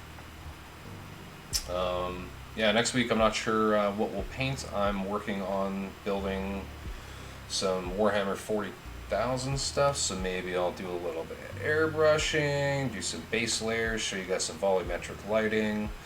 I don't know, we'll see. Let me know in the chat what you folks are interested in seeing, technique-wise, miniature-wise. Can be BattleTech, Warhammer, can be something else. I've also got some heavy gear miniatures waiting to be assembled and painted. I also have terrain, like loads of terrain pieces from Thunderhead Studio that Chris over at Thunderhead Studio has sent me just to paint, because he's an absolutely awesome dude.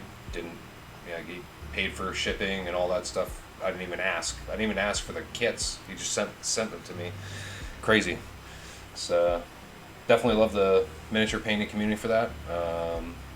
Especially getting a little bit of notoriety on the community pages. It's nice to have people just send you stuff to paint and share. It's definitely something I enjoy. So anyways, this has been a fantastic stream. There's a little bit of kinks in the beginning and growing pains, but seem to have found a good system here with just chatting a little bit more frequently and taking breaks with the camera. So I guess we'll continue that next week, and hopefully I'll get a AC unit in here in the near future, so you can listen to an AC unit hum in the background instead of my fan. Alrighty. Seriously though, please do leave me any suggestions you want on my chat here or on the YouTube once the VOD gets uploaded to my YouTube channel, or even on my Instagram and Facebook posts related to the stream. Let me know what you guys are interested in. I'm really curious to see. I know the canopies were a big one for a lot of folks, so let me know and I'll be happy to oblige. Hope you folks had a grand time. I look forward to seeing you next week, same time, 7 p.m. Central. My name is Zach. This has been Arclight Miniatures. Have a fantastic evening.